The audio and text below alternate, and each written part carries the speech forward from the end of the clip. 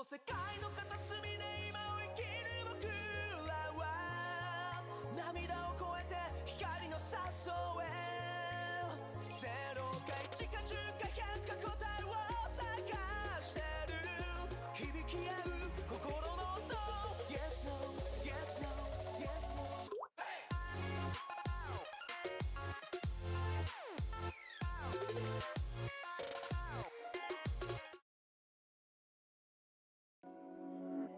Well, I like watching corn. He likes watching it get shucked. Hashtag corn shuckers.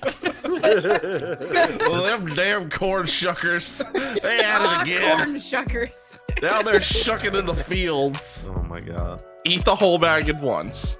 Yeah, Daddy. you gotta press the bottom of the bag and then jam it down your throat. So you're like kind of. I'm transforming too. Transforming and rolling out. Chocolate chibi.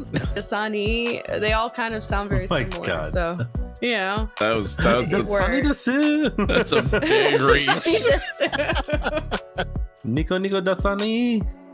Nico Dasani. Legends of the Hidden Temple. Silver Monkey. Alright. Burger. Oh. Take burger. I'm gonna put cheese on it. Take. I'm putting cheese on it. Doesn't Ain't need that cheese.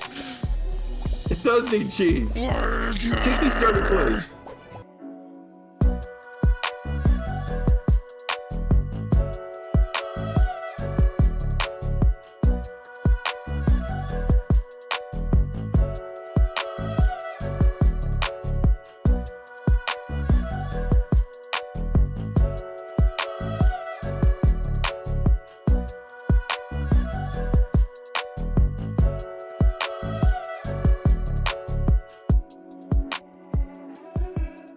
And they're live. Snap. Oh. Hey, Everybody. Hello. What's up? Welcome, everybody, to the Remnant Gamers podcast. It's Sunday, and it's 7 p.m. ish as usual, and It's about around that time. we're doing pretty good actually. Today is episode 37, and it is called "How to Summon a PS5," and it includes our special guest, Derrick. Hello, Derrick. Hello, hello. Whoa. How are you doing this fine day? Doing well, doing well. How about you guys? We sound and look pretty good from what I can tell. So yeah. So if you guys don't know us, by the way, my name is Servo. We also have the wonderful Moose, What's up, peoples? Chibi Serenade, Hello. Jono, I like the truck today. and the direct edition. And we have got quite the podcast ahead of us today. We don't usually have a special guest, of course, so today is a bit of a special event. And we're going to be talking a lot with Derrick about different things. We're going to get right to it, though. Our first topic is generally what we're playing this week. And since you guys already know, I'm going to go ahead and start. I've been living inside of my VR headset, and I am not regretting it one bit. Can you shouldn't. we go ahead and quickly give just a belated happy birthday to Servo? Yes. Thank you. It was I during am- this last week, and you played a lot of Blade and Sorcery during your stream, right? Oh yes, yeah. My 300th birthday is very special to me, and so I honored it with a lot of drunken Blade and Sorcery, and a lot of other games. I played some Beat Saber. I always get on VR chat, and it's been a blast. So Nice. yeah, Yeah, Yee. it looked like a Most lot of fun. excellent. yeah. And now I'm doing speedruns of Super Hot. Oh, Super. not bad. I almost beat the whole game in less than 2 hours. Holy shit. Very nice. Okay. It's Damn, dude. I was sweating like a person who sweats a lot. Did you feel like you were in a John Wick movie after the end of the 2 hours? I play that game because I'm feeling like I'm in a John Wick movie. That's what I like about it. It's so Yeah. fun. I do the same thing in Blade and Sorcery though too. Turn on the slow mo and stab people. It's The game amazing. is stupid amounts of fun. It really is. It just reminds me of like living in Gladiator, playing Blade and Sorcery. Oh yeah. Yeah. I got some new mods for it last night where it adds like 200 new weapons, and some of them are just ridiculous. Like there's like a pitchfork, a satchel of throwing axes. Did you mess with any of the spells yet? Because I know you were using a lot of the weapons, but like the fireballs and like the Palpatine lightning and the all the other lightning fun and the stuff. fireball is cool, but have you seen the third ability? Mm-mm. It's like a purple ball, and if you put your hands together and activate it on both hands and then pull it apart, creates a force field that lifts everything up off the ground in 0G and then What? drops it. Okay. Awesome. Wow. So of course I lift up a bunch of people, and as they fall I slow motion uppercut them back into the sky to do like Killer Instinct, like 16 punch combos. Can you like hold them in the air for a little while? Like can you tell like when they so you can like hold them in the air and then set up a bunch of swords underneath them and then just let them impale themselves? The swords don't stand up though. Boo. Future Sorry. DLC, probably. Yeah. You got to get the other mod that includes the punji pits that you can set down on the ground. I would absolutely pay for that. I would give them money for that. Let me live out my like Ewok fantasies. It's still in early access, so Yeah. great game. What about you, Moose? Well, I got sucked back into Final Fantasy 14. So between rounds of Monster Train until I get super fucking pissed, and then doing some karaoke in Yakuza 0, it's Final Fantasy 14. That is all of my time now. Nice. What about Mr. Direct Edition? It's a blur. I'm trying to figure out what I played this week. I think it was just Avengers, and that was it. Because I finished Ghost of Tsushima last week. Oh. Last Saturday, not yesterday, but last week Saturday, so I could start Avengers because I wanted to finish up Ghost before I moved on to something else. Did you get that platinum? No, I didn't get the platinum. I just finished the main story. Now in my off time, I'm gonna go back and 100% it. But Nice. Gotta do it before the fall, man. You know, that multiplayer is coming out soon. I know. I was like, I gotta. It's so much. If I don't, I gotta get Marvel event. I gotta start Avengers. That was my whole point of finishing Ghost of Tsushima. I was like, I gotta finish it so I can move on to Avengers. Now I gotta finish Avengers so I can get back to Ghost of Tsushima. So I was not gonna leave time for anything else, because in between I'm gonna have to squeeze in Genshin, and then I'm gonna have to squeeze in Assassin's Creed, then I'm gonna have to squeeze in Cyberpunk, and I'm like, jeez. That's if Cyberpunk comes out this year. Let's be realistic now. That's a big if right now. Yeah. Granted. But I'm more willing to importantly, how me too. How are you liking Avengers? I only played it one. Actually, you know what?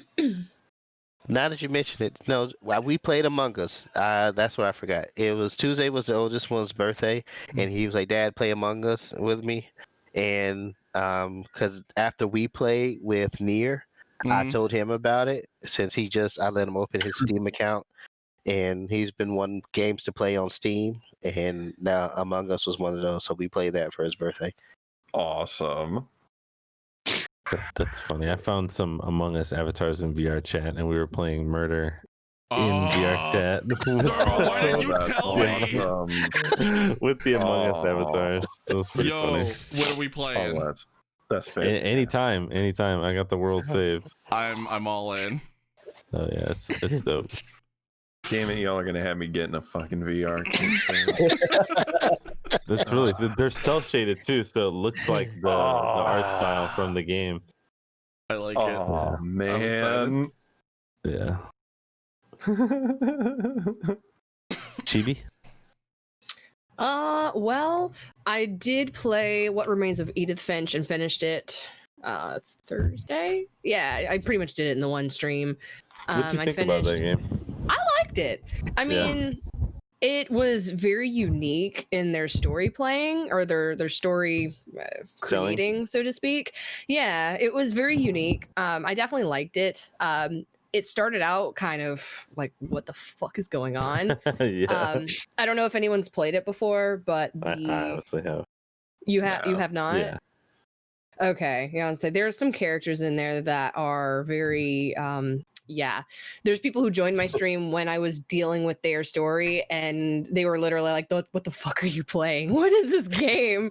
I'm like, I don't know. I thought it was gonna be something completely different, so I don't know. We're kind of both learning as we go here.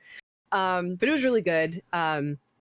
I still say I'm still kind of leaning with Everybody's Gone to the Rapture as like my favorite, I guess, of like a storytelling type of game where you walking simulator type of game. But and I finished that last week, and I'm still like reveling in that because that was a beautiful game. Other than that, I'm gonna pick probably one more kind of smaller game to play. I'll probably do Dear Esther since it was also by the Chinese room who did Everybody's Gone to the Rapture. So I'll probably play that just because I'm kind of in walking simulator September, whatever. I don't know, I guess. But it was really fun. I've enjoyed them so far. Other than that, I've just been playing my Love Live game. And then this weekend, all I've done is watch lives all weekend. So yeah, because, you know, COVID doesn't let us do anything anymore. But we're getting to watch stuff online and, you know, paying $50 like a pay-per-view to watch, you know, school idols dance on stage to no audience. But, you know, I gotta support my idols who are across the water. But yeah, that's all I've really done.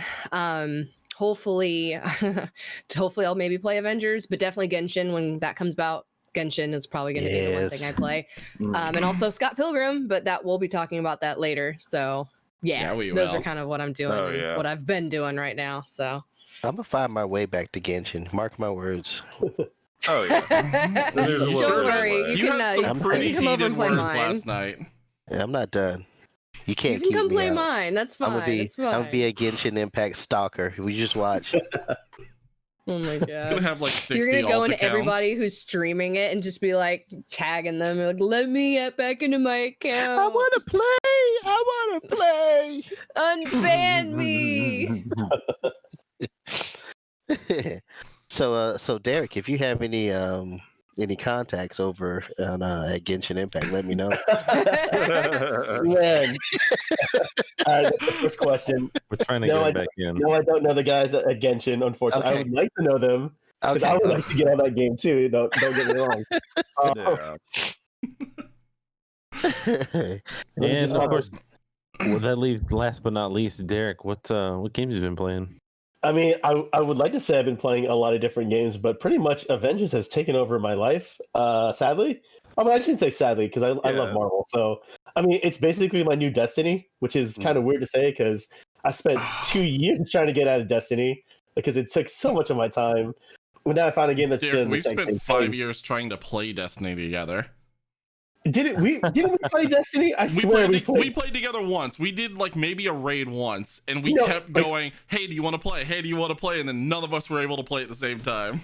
It's tough because I have kids, and it's like when you guys are on, it's like oh, I wish I could get on, but I got homework I need help with. But no, really Avengers no spoilers though. I don't want to, because I don't know if you finished the games or anything or whatnot. But like the end of the game, or the campaign, I should say the campaign, it felt like an MCU kind of like ending to a movie, like this epicness. Can't disclose much more than that. But it does open up to a lot of things for the future DLC that I'm excited about. I mean, I think it's either this month or next month we're getting Kate Bishop. Then we're supposed to get Kate Bishop. Then we're supposed to get Hawkeye. And then maybe Black Panther, fingers crossed. Do we have a word on when Spidey's coming out? So it was, I saw on Reddit on the Marvel Avengers, like someone, I think it was like the European, one of the retail sites, but like on the sticker, I don't know if you guys bought the PlayStation version, like the physical or the digital, but there's a sticker that says like, oh, Spider-Man DLC. But the one they had for this retailer, I think it was in Europe or Middle East, it actually had the month of March on the sticker. I don't know if that was supposed to be on there, but I'm assuming, we'll probably get him next year, 2020. Because I mean, on the sticker, my sticker says 2021. So Dang. March maybe. That's rough. 'Cause But, I really wanted to wait for Marvel like Avengers until Spidey came out because that's one of the reasons why I wanted to get it on PlayStation as opposed to PC. But I know I get so that's much a hate long for that. time. I mean, when you think about it, like with all the games you're going to be playing from now till then, I mean, March is going to get here quicker than you know it. I mean, True. Oh yeah. This is 2020. March can't get here quick enough. 2021 can't get here quick enough. Let's put it that way. Pretty much Avengers is taking over my life. My cap is like level 140 or 142 power level, but he's like maxed out 50, so like he's my main dude. But yeah, I mean, it's a grind, dude. I will say that it's a grind. It's just like Destiny, but I love the grind. It's always good. The part that I did play, it was just the opening on the helicarrier. I was geeking out over everything that she was finding, just like the way they played it through Kamala's eyes, her being a fan. I was geeking out with her, like all the stuff she was running into. Like I was really running into Cap, like I was really running into Thor, and I was like, I'd probably act just like that if they had like I'm an glad Avengers you think Day. that way. And I was like, it was pretty cool to do it from that aspect of it. It makes a lot of sense for her character. Yeah. Yeah. I I've been enjoyed reading a that lot more. of people who've been complaining about that. Like I've been seeing a lot of dudes who are like, "She's so annoying. She's such a fangirl." I'm like, "That's her my God. character." That's literally her Those character. I'm like, Those are the same okay, then I guess you annoying hate Tom Holland fanboys. too, being the fanboy. Like Right. it's the same thing. Like Tom Holland Right. Spider-Man was such a fanboy. I mean, But also I feel young like that's Peter her Parker character. Spider-Man was such a fanboy as well. Yeah. Mhm. I don't know. Maybe Exactly. Those are the same Oh. dudes that are review just hate. bombing The Boys because of the release schedule. So Yeah. it's like they want something to be upset about. But Well, yeah, I thoroughly enjoyed that part more than the gameplay when I started doing it. I was just like, I want to see more cutscenes about how the interaction is between all of them. Oh, you get a lot of that. You just gotta make sure you enter the dialogue options when you can, because you can miss them. Sadly, but even for me, I would say like for going back to Kate Bishop, I didn't even know this until I actually looked it up. But Kate Bishop is actually going to be voiced by Aloy from Horizon Zero Dawn. So I was like, wait, what? Like, yeah, that's gonna be awesome because I'm gonna be playing Kate Bishop, but I'm gonna be thinking her as Aloy the entire time. It's gonna be great. Okay. that's a very valid point. Mm-hmm. I'm excited for Kate Bishop. I'm excited for Hawkeye. Just I want to see more of the characters and how they play and how they interact. But I also want to know if like I'm they're all for Hawkeye. included in the main story, like if it's gonna start expanding main story or if it's like separate standalone world DLC kind of thing. Well, I think that's what they were gonna do. Like from what I've been reading around the internet, it's like so they're gonna introduce a hero, and then each hero is gonna introduce an actual villain for their story plot, which is gonna be pretty cool. But I was like, you're gonna be able to deal with every single hero? Like that's gonna be a lot of heroes, a lot of villains. Yeah. Yeah. But I mean, they did say they were gonna bring in new like areas and whatnot. So like at least I don't have to keep visiting like the same 3 areas. The entire time when they keep introducing characters, that'd be like kind of boring me out. But See, now I gotta turn on my Avengers right now. Give me Doom and give me a Stronghold. That's what I want. No. Yes. Yes. No. Very Doom needs to wait. Yes. No, Doom needs to wait for Fantastic Four. You can't put Doom in an Avengers game. Come on. I mean, sure we you can and should find the way. He's very No. much a universal villain. He is not a universal villain. There are several Doom is a storylines where Fantastic he is Four a villain. godlike being who is a universal villain.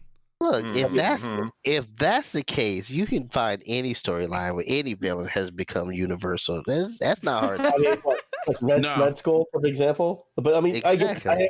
I agree with the Doom thing. Like Doom, Secret Wars, that's. But you gotta say that to the later part of the game, dude. That's year Yeah, 3. but that's- John. That's year 3. That's one storyline. That's one storyline of the Avengers. Listen, we're not getting Fantastic Four and Doom anytime soon in the MCU. I want him somewhere, okay? I just want some form of Doom somewhere. He's in Marvel Ultimate Alliance 3 on the Switch. I mean, if you I want was to say gonna that, say, there you go. You got that. I mean, Listen, Crystal Dynamics. on his face. Listen, the Crystal same. Dynamics, because I know you're paying attention. Save Doom for the Fantastic Four game. Don't put him in Avengers. Ooh. What if they put them as an We Easter have a standoff. We have opposite opinions here. Tomorrow there's going to be a news article. New Fantastic Four game coming from Crystal Dynamics. Watch Yeah. it. Be like, Starring Doom. told you they were listening. I done told you. No, first they're gonna drop an Easter egg. There's gonna be an Easter egg first, and then we gotta wait a year. And then they're gonna be like, all right, here we go. You've been waiting for this. It's not. Okay. So we want to jump into. So speaking First of topic. things that are coming out, Speaking of things that we've been waiting for, Minecraft or at VR. least- well, I mean, Yeah. I haven't been waiting for it, but I Obviously. know people have. More A lot of VR people- news. I mean, a lot of PlayStation people are using the PSVR now, and I think that the not necessarily the accessibility, but I just feel like the popularity of VR recently has been going up, or maybe it's just because I've been so engrossed in it. But I feel like Could more very well people are be the talking case. about it, It's a little both. and Minecraft Yeah. has definitely grown in popularity, being that they've been releasing so many different content patches recently. The Nether update being a pretty big update and being pretty awesome. They had a lot of fun stuff in that update. We So just got adding, teases of 1.17 last week. Mhm, Yeah. mhm. So I mean, with all that, and then now, of course, with the announcement that it's being supported on PSVR, which again just opens up a whole nother realm of people who are already playing it, the Bedrock version through VR on PC. Yeah, it's PlayStation, and it just makes it more fun. One thing that I don't like about Minecraft is that I prefer the Java version, and while everyone plays different versions, that makes it difficult to sometimes play with the people you want to play with. So Yeah, I don't know. Understandably so. And the only way to play Minecraft VR for us currently on PC for the Java version is through a like separate modded version of it. So having a full PlayStation VR supported version might be a little bit better, like UI wise, because the Vivecraft one is very janky and Yeah, incredibly Vivecraft is not buggy. that great. The Windows 10 one actually works pretty good, but again, that one's on Bedrock. So although they do have the Nether update in it, as a matter of fact, Minecraft VR is one of the few games I've played so far that gives me motion sickness from Interesting. playing it. Yeah, Like just the looking jumping around. up the blocks is on auto jump, and you can actually change the turning system so that it's like either a ratcheted turn, so it's not so motion sickness inducing. But if you turn that off, holy crap. So kind That's of why I Resident don't Evil. play VR. You turn corners, and I feel like my brain shifts to one side of my head. It's really Yeah, the only really VR thing disorienting. I want to do is Hatsune Miku. I just want to do lives in VR. That's it. That's all I care about. Honestly, Freaking Idol Master live Hatsune concerts in Miku. VR are pretty freaking cool. That's Yeah, all that's I what I want. was gonna say. They you can attend well, at one point you was able to attend basketball games using your VR headset. Yeah, So I'm sure like live concerts are not far off. You can Hatsune attend Miku movies would- and things in VR right now. yeah. Oh yeah. Yeah. It's Yeah, pretty well, I mean, they've got awesome. like the what is it, like Project Diva? They have like a VR experience with Hatsune Miku. Same with Idol Master. It's like the game, and you can do the live performances in VR with your motion things being your light blades. So that's all I care about. I mean, Oh, so Blade keeps wanting to get me to do freaking VR for like Resident Evil 7, and Yes, you have to. Yes. no. That's an experience you need. No, I don't. No. I mean, you just need to experience like the first 30 minutes, and then you'll never touch it again. I love the game. I mean, I beat the game in normal standard like definition, but no VR. Yeah, I don't need it. Well, that's- I don't feel like curling in a ball and becoming a mess and wanting to like give up on life. No thanks. No, that's how I was. Like, I played Resident Evil 7. I did VR. I think I got to the part where you first meet, his wife, and then she turns on you, and I remember like, Oh my nope, like nope. Just take it off. Nope. Starts stabbing you, and then you block it with your hand and shit like that. I was like, ah. And I want to say it took me a year to get back to that game and actually get back and just play it normally just to get through it. so I can get ready for Resident Evil 8. And knowing Capcom, it's like, oh, it's gonna be VR too. I'm like, oh. I'm so excited. I hope it's VR as well because I'll play it. Well, they said that they're gonna base it off the same engine as RE7, so I mean, it's gonna have VR support. Like, I mean, that was the best part of Resident Evil 7, despite that I only did like 30 minutes of it. But Resident Evil 7 was great on its own, regardless. But it would have to mean that Resident Evil 8 is going to be first person for them to do VR for it. I mean, yeah, I mean, definitely. I mean, and you're playing. I think you are playing the same character, right? From 7. I so don't know if you're playing Ethan or not. Yeah, I think you are playing Ethan. I'm pretty sure it's Ethan. Yeah, so I mean, I would imagine they would keep it in that first person perspective. I would say. I mean, it'd be kind of weird if they didn't, though. I mean, like, you're like, cool, 7 was great, and then we're going back to like what, Resident Evil 5? It's like, what are we doing? Yeah. I think it very Sorry, I'm having much conversations depends on, with Nobu in chat. depends With on my what ending you get for 7, I guess. There's 3 endings. I don't even remember the ending I got for 7. That's a good question. But yeah, Minecraft. I think maybe I could see myself playing that in VR because I feel like that's kind of like a good in between my lives and from Resident Evil 7. So maybe if I ever touch a PSVR, maybe I'll give Minecraft a chance because maybe that'll be a good middle ground for me. There's a lot of good VR games out there. I tested out. Yeah, I tested out yesterday an add-on for Sea of Thieves. What? Yes. What? Sea of Thieves VR. Breathe, Jono. In through your mouth, out through your nose. Release. I've got a release, all right.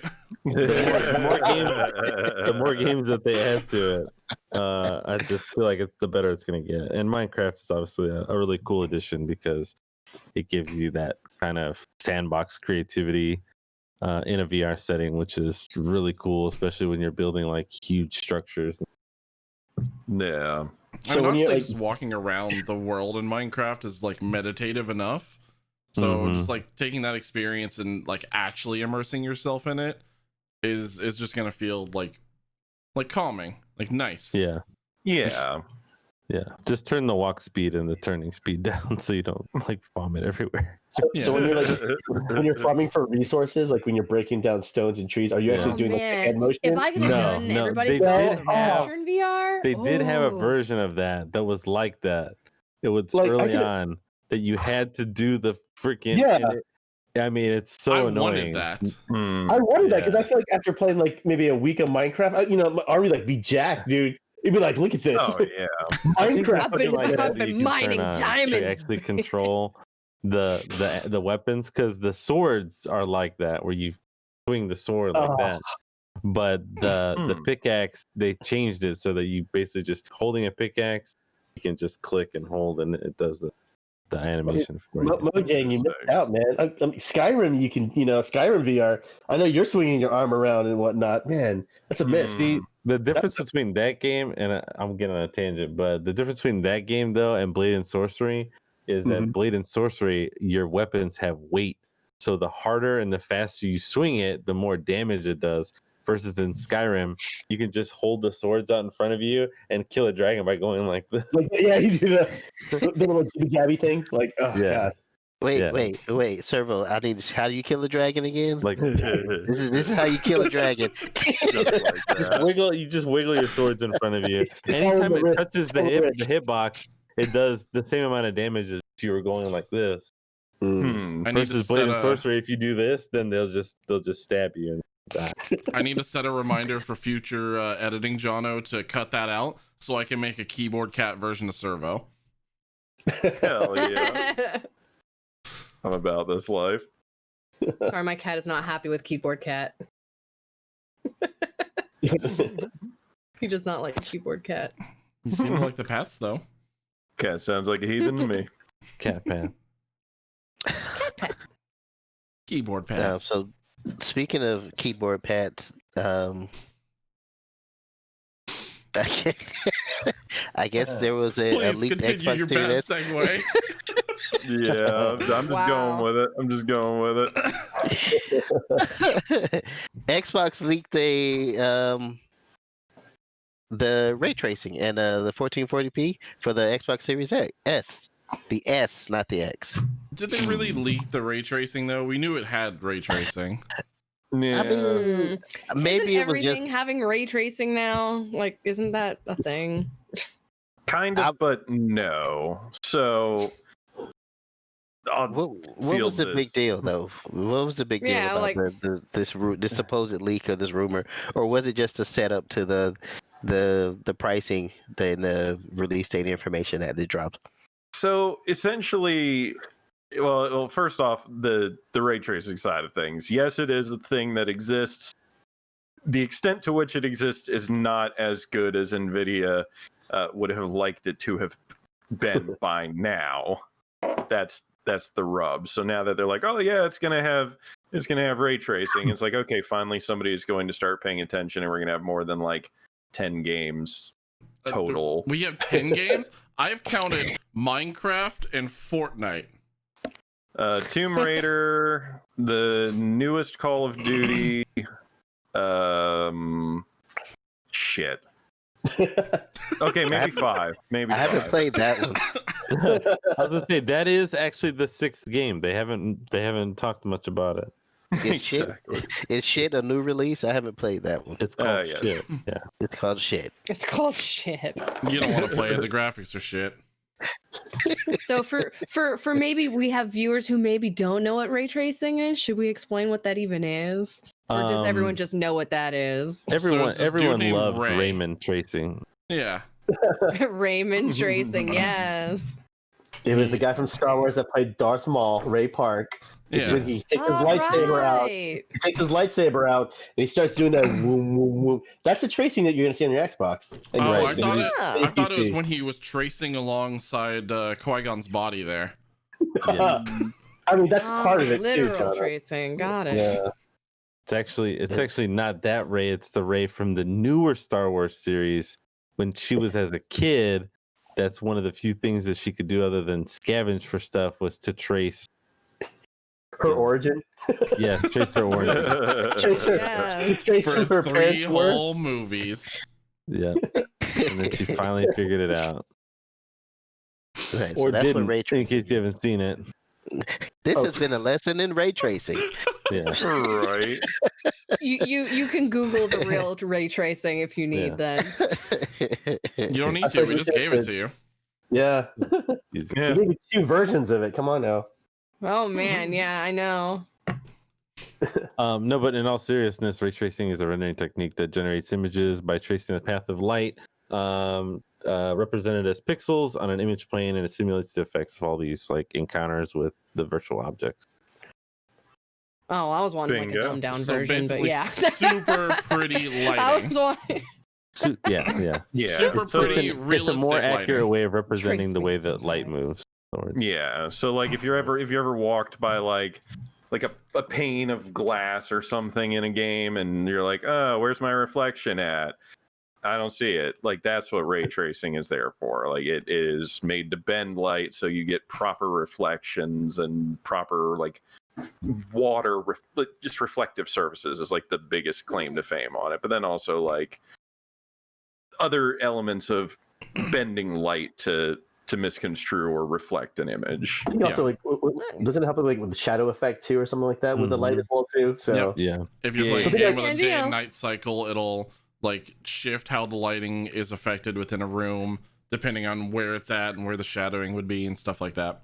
Exactly. so The when the reason new I asked that is like for why people are so like, why is this such an important thing? That's the reason I asked, for maybe Okay. someone who doesn't even know what the heck this is. Like, why is this a big deal? Why is this something that's important to leak?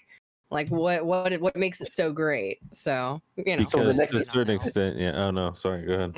No, I was just gonna joke saying like, so when you're playing Assassin's Creed and you want to go from day to night, you're gonna see how wonderful it looks going from day to night and night to day. Yeah, when you're just that's why they standing on wanted to top leak of the it. tower for like 4 hours straight. Yes. totally. I want to say, doesn't every Ubisoft game have like night and day period? Because I know Ghost Recon has it. I Yep. want to say Far Cry had it too, right? Far Yep. Cry does, yeah. Yeah. So a Ubisoft feature, basically. Yeah. Yeah. It makes Ubisoft games look cooler. There you go. That's what ray tracing's for. Also, It thank you, really is. Nobu, for the gift subs. Hells to the Yay. yes. Thank you, thank you. No the bombs. Nobu.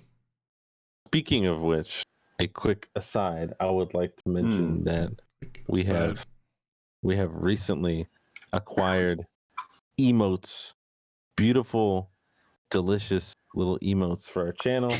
All thank you to the wonderful Nobu. Thank you so much. Appreciate you. Hell yeah. They are quite delicious. I've had a sample of some. Oh yeah, Nom, nom, nom, Yes. nom, nom.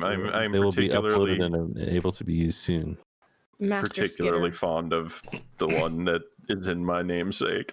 I know. I'm probably going to use that one quite a lot, to be quite honest. Oh yeah. It's pretty So, fitting for every mood. Speaking of delicious, Go on. Captain Crunch. Please, I really want to know where this is going. well, speaking of delicious, apparently PC Gamer released a top 100 PC games. Now, Yeah. They do it every year. we're not going to be able to get through all 100 of these. Yes, but we I mean, are. What are the top 5? Oh, you guys don't have like a highlight reel ready? Like it I goes was like wondering, 5 seconds. was there anything that may have been missed that didn't get on there, or something that was on there that shouldn't have been, or anything along those lines? Because I mean, top 100 is pretty broad, Oh yeah. and I mean, it seemed like 50 through 100, you can kind of just drop a couple of stuff on there that nobody's going to pay attention to. I mean, I personally didn't see any Hello Kitty Island Adventure, so I am very upset. I am But pretty that was upset on about the console. lack of Barbie Equestrian Adventure. That was also a console game. That didn't even It's break all like console games. top Pony up. top Only 90. PC guys. Sounds like we need to write a letter to PC Gamer then. Yeah. Hmm. Where's They my missed it Barbie a few. games? Angry letter. They're I mean, missing they few in had their a top lot of 100. games on there that I was kind of like, I had either completely forgotten about or felt like when you do a top 100, you kind of lose scope of like what's good and what's bad. Right. Because like like I said. games. But There's I don't know. 100 I mean, good games. and bad is kind of subjective too. I mean, Of a course. game that someone could love. So it's almost like their opinion of what they think the top 100 is. Right. Unless It they very like- much how was. long out of everybody here who's played, okay, first let me say this, what was the time frame in these 100 games? Was it Yeah, just when did they? 100 games for this year, or 100 games in a decade, it was or pretty a lengthy. No, it's like pretty much all PC games. Like there That's were oh wow, back in 2007. Number 100 was Team Fortress 2. yeah. Was the I wouldn't space think that's number pinball game on one, there? but I definitely liked it. Was the Pinball Windows 3D. Space, It should have space been. pinball game on there? It really know- should have been. I think Zen Pinball has now There surpassed you Space Pinball. go. So, But yeah, so I mean, they just- had like some of my favorites. Obviously, are always going to be listed. Like World of Warcraft was on there. I Yep. felt like Hearthstone could have been a little bit higher. A lot of indie games were listed that I thought were pretty cool. I'm happy that Dark Souls made it on the list. Yeah. Oh, wow. of course. There's You got to know, at least be one all from the software classic, game on like, there. Typical Mhm. PC Actually, there style was, like, games. 3. There was Are all of them on there? Because I'd be No. surprised if they weren't. it was Dark Souls 1 remastered, Dark Souls 3, and Sekiro. Oh, wow. No Bloodborne? Bloodborne's Well, PS4 Bloodborne on and, PC? like, only. Oh, that's PlayStation. That's right. They Yeah. haven't done a PS. Yeah. They haven't done that yet. I keep thinking they've PlayStation already done exclusive. that. Did Horizon Zero Dawn make it on there? No, I doubt it. actually, I think it was on there. Really? It did release PC this year. I Yeah. mean, I guess it did make it made the cutoff. I guess, yeah. Yeah. So just to put perspective of the top 5 on here. Number 5 was Slay the Spire. Number 4 was The Witcher 3. Did I say 4? I don't know how to count. Yes. Number 3 was Yeah. Red Dead Redemption 2. Number 2 was Divinity Original Sin 2. And number 1 was Disco Elysium. Yeah. I don't know how So I'm they're 100%. I'm judging. 100% on board with the Slay the Spire pick. Of course. So I'm going to go ahead and 'Cause I'm say biased. 5 games I've never played. I was gonna say. I mean, I'm not a I PC accept player, The so I Witcher. wouldn't know. But Never played The Witcher. I I would can accept The imagine- Witcher, but Oh, I'm sorry. surprised- I played Red Dead Redemption too. But on PC though. No, I played it on Xbox. yeah, you played it on PlayStation? Xbox. One of the two. I think it was Xbox. I think I'm more shocked that there wasn't a Star Wars game on there, on the top 5. Because like, Right? how many Star Wars games came out on PC if you think about it? All Like, of them. Quite a few. I mean, like TIE Fighter versus X-Wing. Come on now. Top 10 maybe? Come on. I love that game. Yeah, X-Wing I mean, I'm versus sure TIE Fighter SWTOR is was on there somewhere. bomb-ass Like game. Dark Forces, Star Wars Dark Forces, like the first one. That was an awesome game too. I mean, the Old Republic is still going. I was gonna say, I'm God. surprised Old Republic wasn't on there, or at least I closer mean- to the top. If it's not, Maybe the first two. Maybe like Knights of the Republic, like 1 or 2. Not the MMO. Yeah. Come on, BioWare. Mm-hmm. Like, Yeah. did at least Mass Effect make the list? How about that? yeah, I believe it yeah. Where's did. Mass Yeah, Effect it on did. there? It was. I mean, I'd be I think it was middle of the pack. okay. Yeah. It should be higher up on that list, but that's fine. I'm happy that it's Sure, on yeah. the list. No Leisure Suit Larry. Come on now. Hell Oh yeah. my god. That was one of the first computer games I ever played. There's Yeah. some Oh points. my god. I could not stand that. My ex played that game, and I'm like, what is wrong with you? I just can't. Learning how to be a hit with the ladies with Larry Lovage. I mean, that. I Jeez. just can't. I Game is so remember. I remember cringy. the first level of that game was like the original PC game was like a quiz, and it would ask you some question that like literally only someone who was born in like 1955 would know. Oh my god, yes.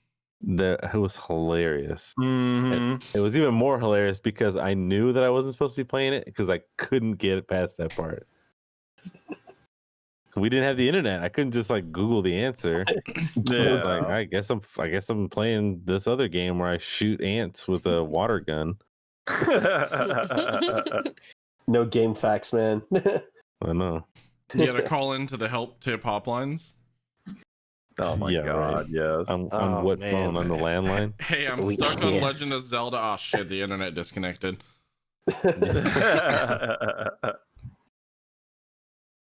I think they need to bring those back. What?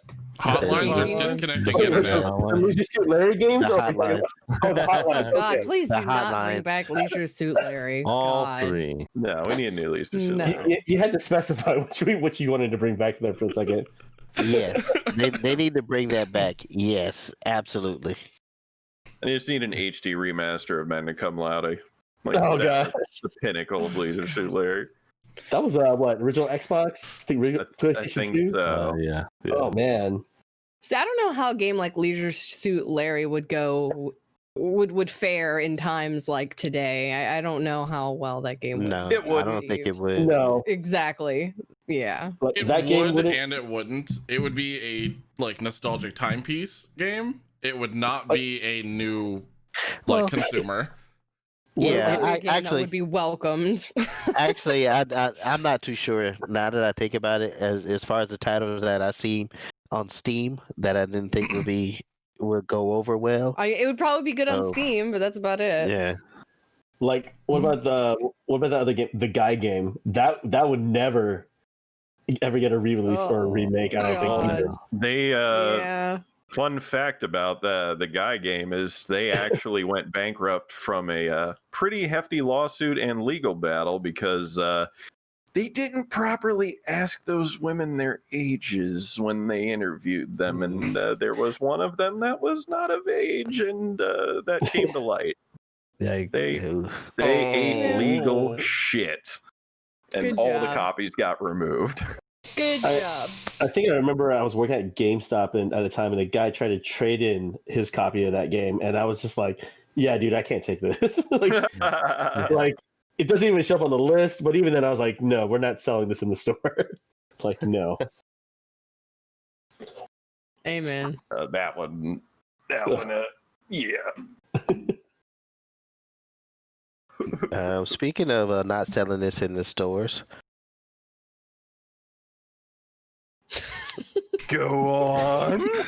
You gotta can't put a start cliffhanger these here. segues and not follow through. I mean, the suspense is killing you, man. It's my favorite thing to do. So speaking of not selling this in the stores, all right, let's take a tally. We're usually all big into the new console releases. Who here at least somewhat is thinking about or planning on getting the new generation of the Xbox? I won't be getting it for at least a year. Because there's we know- nothing for me to play. There's nothing for me to So play on there. I'll wait. And we know some of us may not be able to say because our jobs may be threatened. So, because somebody could be listening or paying attention. So, Competitive research. Yeah, exactly. Got to see how the other side's doing things. but the Xbox Series S and X, they outlined the new Game Pass and Ultimate EA Play, $24.99 a month. I'm pretty Now, excited. was that for the Game Pass or with the new launch on November 10th? Well, I know they are already adding EA Play to Game Pass in general, Right. which I should be coming soon. Is that a permanent thing? Like, It's the Game Pass Ultimate. So from what I'm understanding, the Ultimate is going to include the EA Play, and that's the price that they're going to put it at. $25. Mm-hmm. not just like a promo thing where they're like, hey, if you get Game Pass now, you'll get EA. No. You'll get It's EA. like a tier thing then. Yeah, it'll definitely be And I'm assuming, maybe correctly, hopefully correctly, is that they're gonna try and be adding more of these like launcher style like subscription services, those games to the Game Pass like family, so to speak. So I feel hopefully it'll be interesting to at least see where it goes. I wonder how it's gonna make GameStop feel, because I feel like that's gonna be a Right. lot less physical copies being sold or traded in. Well, we're starting to see a lot mean, more of GameStop, a I feel like, has been digital kind of market. in danger for a while. I was gonna because say of that. they Well, I'm they're saying putting the final nails in that coffin right now. that's what I'm saying. Like, I mean, that's just now. It's like cool. Here, GameStop sell our system, but but we're gonna push a lot on our streaming or our subscription service. I don't know. Yeah. It's a weird situation. It's gonna be I an myself am a adapt physical or- gamer. So adapt or become Blockbuster at this time. Oh yeah. yeah. Okay. And my thing is, like, I haven't used the EA Game Pass. So do you stream the game like you would like PlayStation Now, or is it like you kind of download something into your hard drive? Like, how does that work exactly? It's still a regular download. Okay. Yeah. So Yeah, it's not like the Stadia platform where you're streaming it over the service. It's a download. Think like PlayStation Plus games where it's a download and you have access to this Yeah, like game I say, like the as long PlayStation as you have Plus. a subscription. Well, So, now like, I'm curious. Yeah. Well, because I mean, here's my thing. So, now going back to like the S. Sorry, I didn't mean to cut you off, but No, you're going good. back- You're good. the S system. Like, we know it's not going to have a disk drive. It's going to be all digital. It's only going to have 512 solid state. So, like, say if a customer has like, I get the new Madden, I feel like that hard drive is going to fill up real fast. I mean, give or take, they can always delete it, but like, 512, I don't feel like it's going to go a lot in the long run. I don't know. That's one Call of Duty now. Yeah. It'll be Yeah. on like 180 It's gigs packed. even after they like nerf These the games size get bigger of and it. bigger, There's just more involved in Right. these games now. I defend my Call of Duty, okay? It's still a No, it's ridiculously still- large amount. Oh, of we're defending it. It's still Why? fucking huge. I'm not gonna. There's just a lot of lie. stuff in it, yeah. You I'm know? just It's saying- fun, but it's also like 200 gigs. when Like, Not for on it the to be console. for it to be a digital only and then come with that size of storage is kind it of going to bewildering to me have because expandable hard drive space? right. Yeah, I was gonna say that's the Important only way question. they can even remotely try and do that. I would imagine so, but then here's the other funny thing. Like, say you wanted an SSD external drive or an internal drive. Wouldn't the cost difference be pushing you up to the Series X? I don't know. That's the thing. Yeah, because like didn't the 360 used to do that? You could go and buy an external, but of course at the cost that it was kind of You could buy like the a 120 whole new console. Yeah, I just, At that point. Oh god, my GameStop just kicked in. I was like, yeah, you can buy the system without hard drive for $129. Yeah. Why is that in my memory banks? Boy, we all remember that. Hence why my question came up. because you know GameStop indoctrinated us to know these things. Like I need it doesn't therapy matter after how today. many months or years that you're away from It the never store. leaves us. It never leaves. It's like when I walk into a No. store, like I know how to use the POS system. It's like, why do I know this? I shouldn't know this, but I That's do. because they haven't updated their POS system in ever. Oh my god, yes. This is true. Oh, goodness. I don't know. I'll always be a physical game buyer just because that's just how I am. So I mean the digital I know works for certain markets, but that's just my preference. I will never buy a digital only console just because I just don't see the benefit of it. Plus I just like physical games. Man, I'm on the fence right now because I haven't been playing my Xbox as much.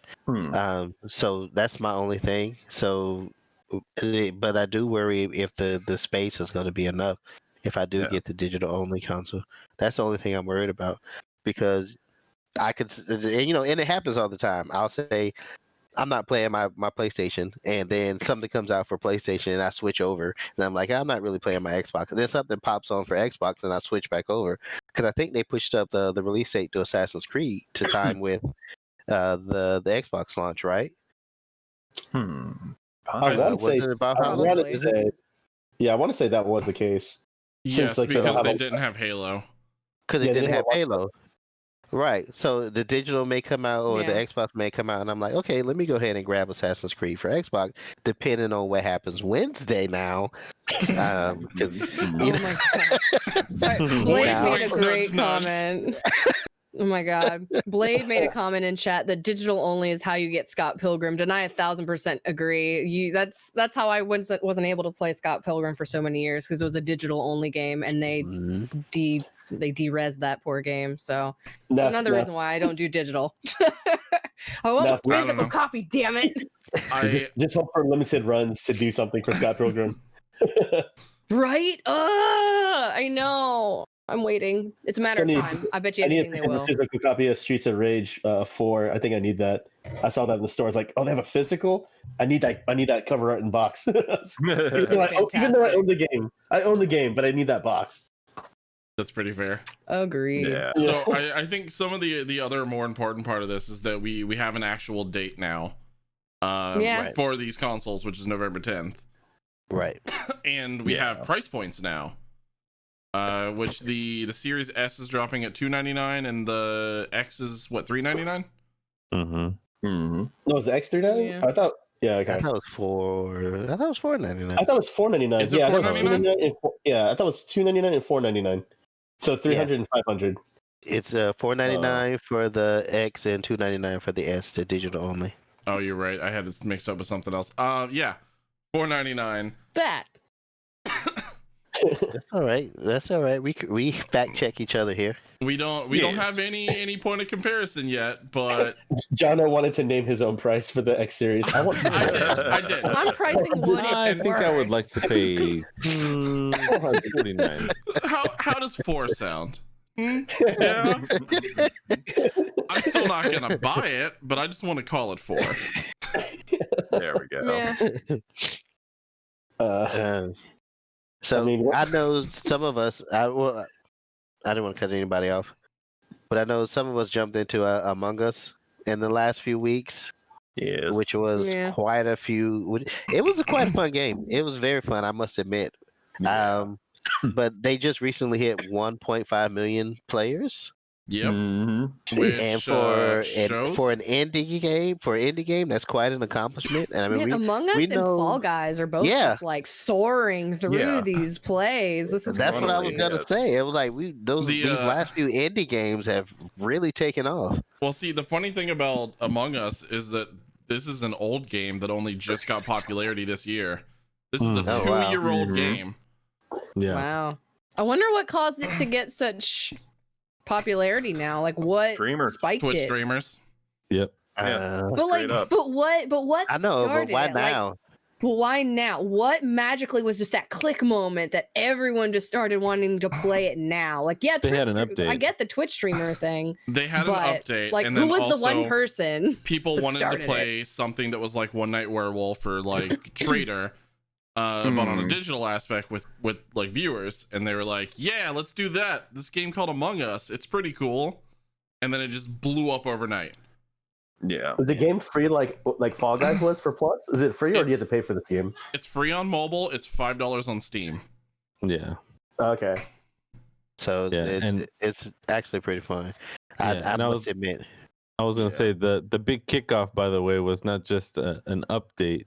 It was an update that was followed by them announcing Among Us 2 was coming out, and that was about this time last month when it started ramping up.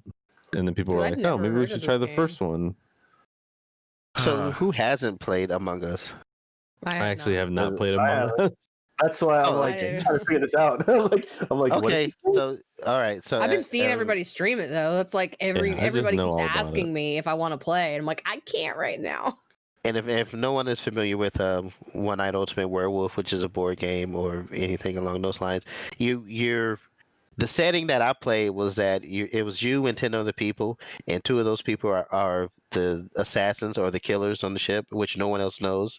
Like everybody's role is secret, so you're trying to get through the game and figure out who's the killer, and you So basically, call a secret meeting. Yeah, Hitler. Yeah, same exactly. concept. A lot makes more me- simplified though. It makes me This- think Well, it's like yeah, but you know what I mean. It's like everybody is trying to figure out who the killer is. right. Yeah. Or like Bang, or there's like a billion I love different Bang. versions of it. I feel like it's a Yeah. modern day Clue. The Clue game. That's what it sounds like. difference- Kind of like yeah. Clue. Yeah. Clue, The Sheriff difference of in it- Nottingham, or Is that you also have Skyfall. like other tasks to do while you're investigating, so you have to perform a series of like different obstacles along the spaceship, like make sure everything else is like working back into order, and then slowly kind of weed out who is the imposter or imposters. Right. right. Yeah, Yeah, we should all Trouble in play. Terrorist Town, like all those Yes. games there. We should all Very play. similar. If you're not good at bluffing, If you're not good at Like- bluffing, just like say I'm nothing. not. Yeah. It depends. Yeah, just If there's let money people fight involved, it I out. absolutely can bluff.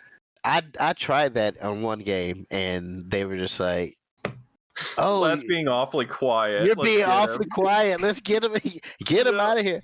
And Or, I even found the body one time, and I reported. I was like, "Hey, I found the body," and they're like, "You did it! You're caught red-handed." And I'm like, "No, I'm just saying I found the body."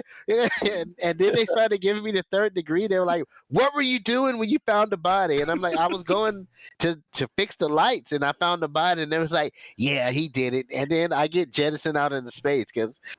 So yeah, and you can just But you pull were the Moose's tactic imposter. and blame no, I Good King wasn't the Snugglewumps. imposter. Oh. Wow. Yeah, I had just come across the body and I reported it because if that you can do that. If you find the body, you can call a meeting and be like, "Hey, what do we know?" And everybody discuss what they know, and then you try to figure out who it was that killed the guy. Yeah. And of course, if you're the imposter, then you're trying to divert blame to somebody else the entire Doesn't time. Jackbox have a game like this too? Yes, it's Yep. called Push Yes. the Button. Yeah, I was gonna Okay. say I thought we played that. We did. That's why I got confused. I think with this game at first, I'm like, wait, is this that Jackbox? No, this is a different game. Okay, never mind. It is a different game, but it's also basically the same concept. Mm. Yeah. And it's about space. It's always about Yeah. space. It's less about space and more about bluffing. Space murder. It's more about how well do you it's know always your about friends. space. Yeah. Yes, I didn't know anybody quite that well. How well can your friends lie to you? Yes, Jono murdered me multiple times. Whether it was on Yes. purpose or not.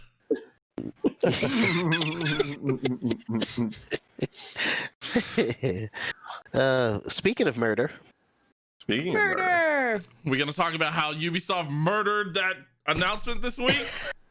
Yeah, they killed it. let me tell you Oh. something, sir. I'm You're gonna excited. stop stealing my segues, all right? Yeah, you gotta actually follow through with a segue this time. damn it. That's not what I had in mind, but that was too good, so I'm gonna let you have that one.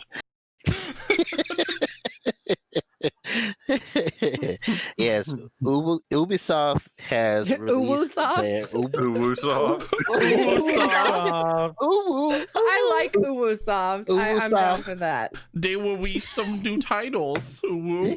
New titles. Hashtag Ubisoft in chat. Ubisoft. Ubisoft. Yes. So Ubisoft. Someone make that a shirt. Ubisoft released their what was it called? Their Ubisoft digital Forward. Yeah. Yeah. that's The Ubu their, Forward.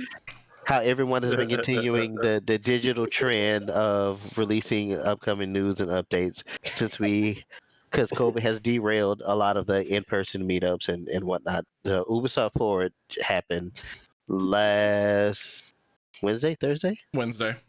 Last Wednesday. And that's where we got some great news coming out of there. Yeah. Yeah, we did.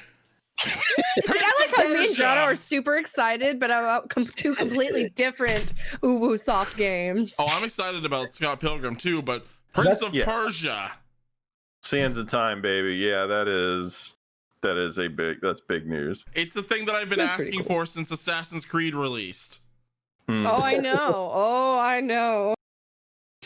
Just give it back to me, please.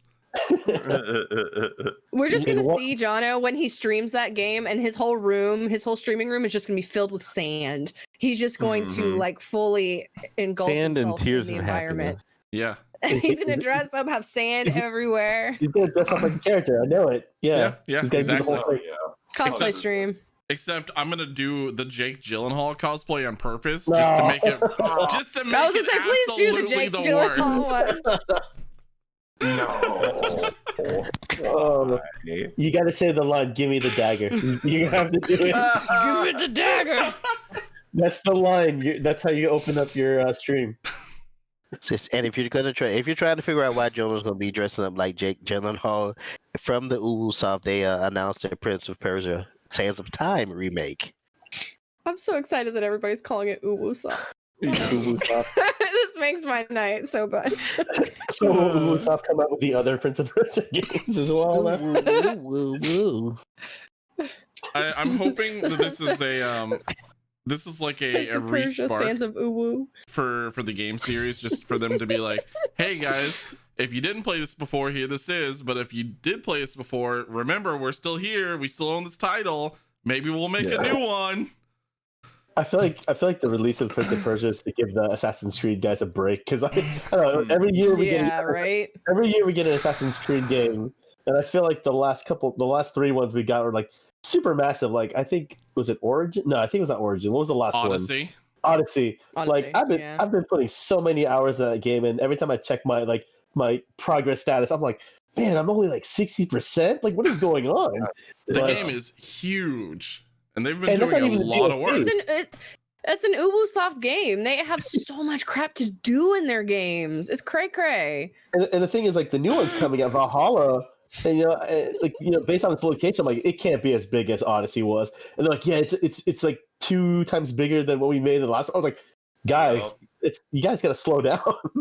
I will not finish this game. Yeah, for that reason, Valhalla is going to be my return to the Assassin's Creed franchise, because I got a little franchise fatigue, and I was just like, you know what, I'm giving. And we don't want them to become like the Madden type of thing. Oh my god, every year, Yeah, because I feel like it kind of just makes it very. I don't know. Like, it makes me jaded about it, because I want to love it, but I don't want it to be so monotonous and just so continuous to where I don't enjoy it anymore. I'm happy. Give them some time to kind of like let those creative juices flow. I just feel bad for those level designers that have to recreate the areas and the maps and everything. Because I know they go on location, to get inspired and everything like that, but having to draw like every single island, every single building, like, that's just gotta be strenuous. Like, I don't know. I mean, I'm sure they got a team though. They can just go buy a map. Maps exist. Go buy a map. Just map it. I'm pretty sure that doesn't give you the full in-depth. We can use Google Earth. It's fine. It's a map. Yeah. And it works pretty well too. You can do it in VR now. Yeah. Speaking of VR, at the Forward, they also announced Far Cry VR. Yeah. Which I'm pretty excited about. I'm very excited about that. And it's based on Far Cry 3. Dive into Insanity. Yeah, Far Cry 3. Oh man, It's gonna be cuckoo bananas. I can't wait. so we get to play what was the villain's guy's name in 3? Voss. Voss. Yeah. Are we gonna be Voss?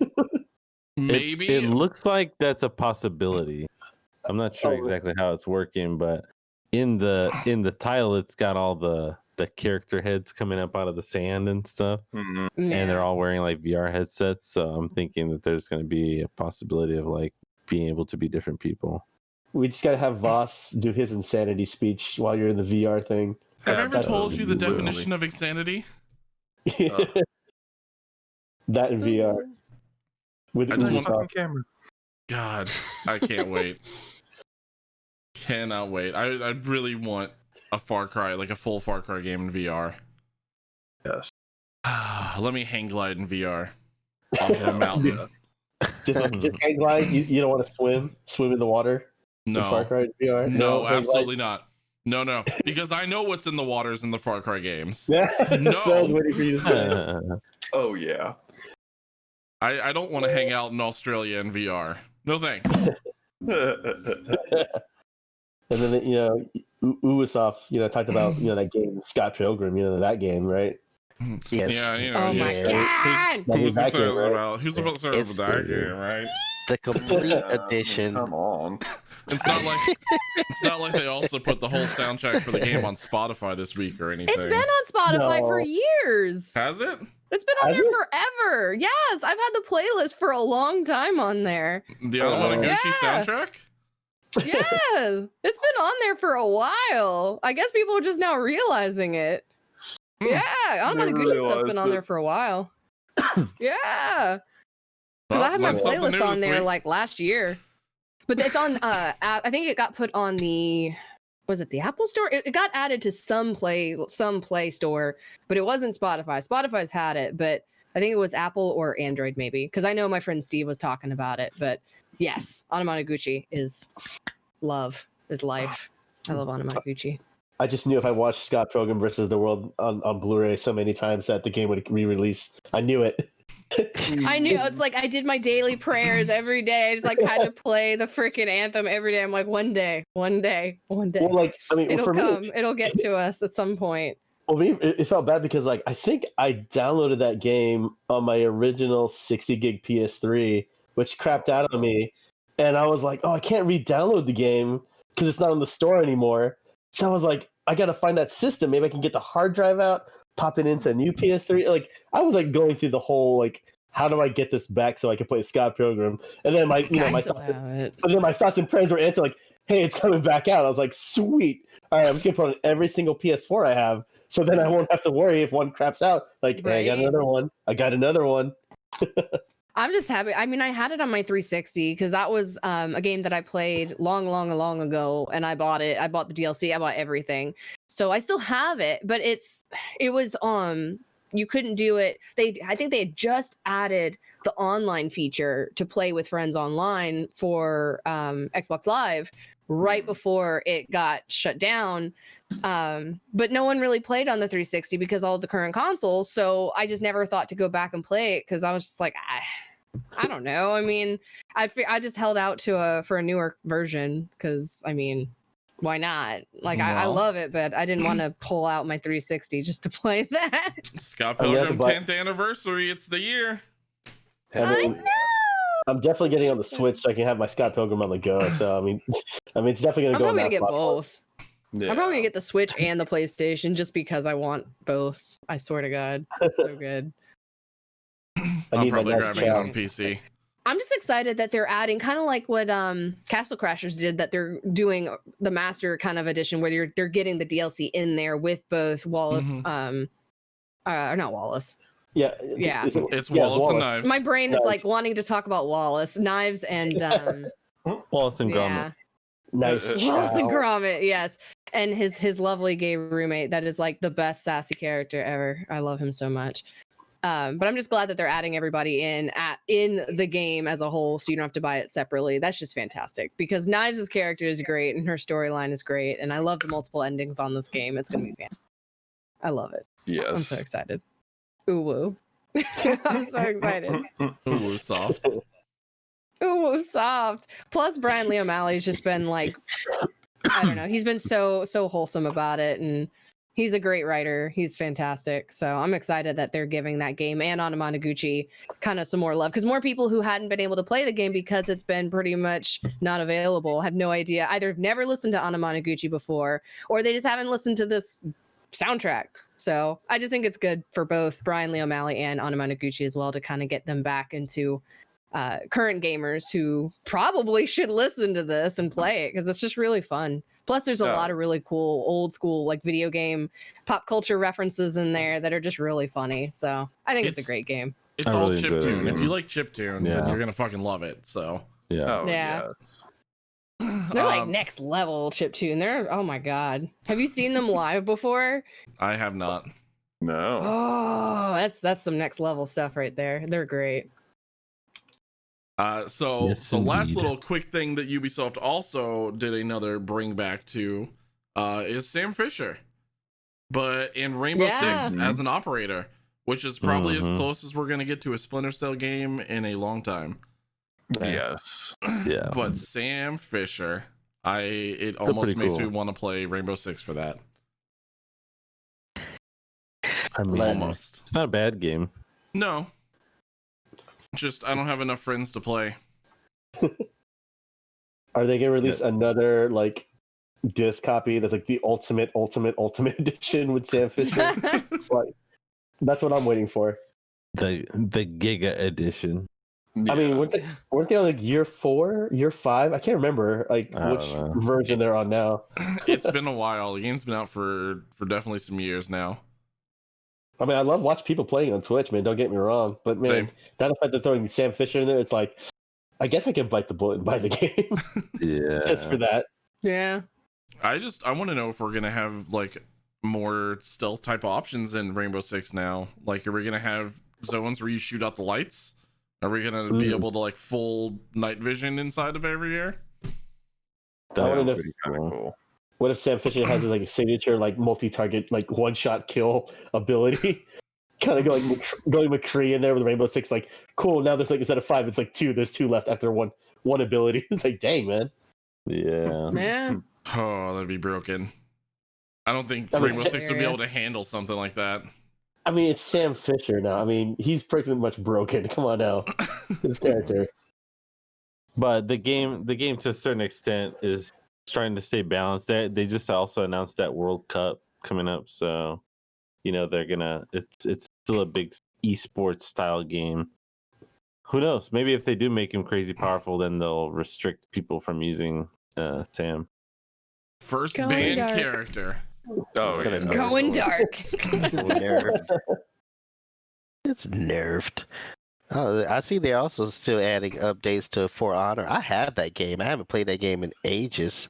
That game is awesome. I play it every now and then, dude. Some of the new character types are like you got to learn how to use them before you can jump in a match. Oh yeah. Yeah, it's gonna be a massive update if I put that in.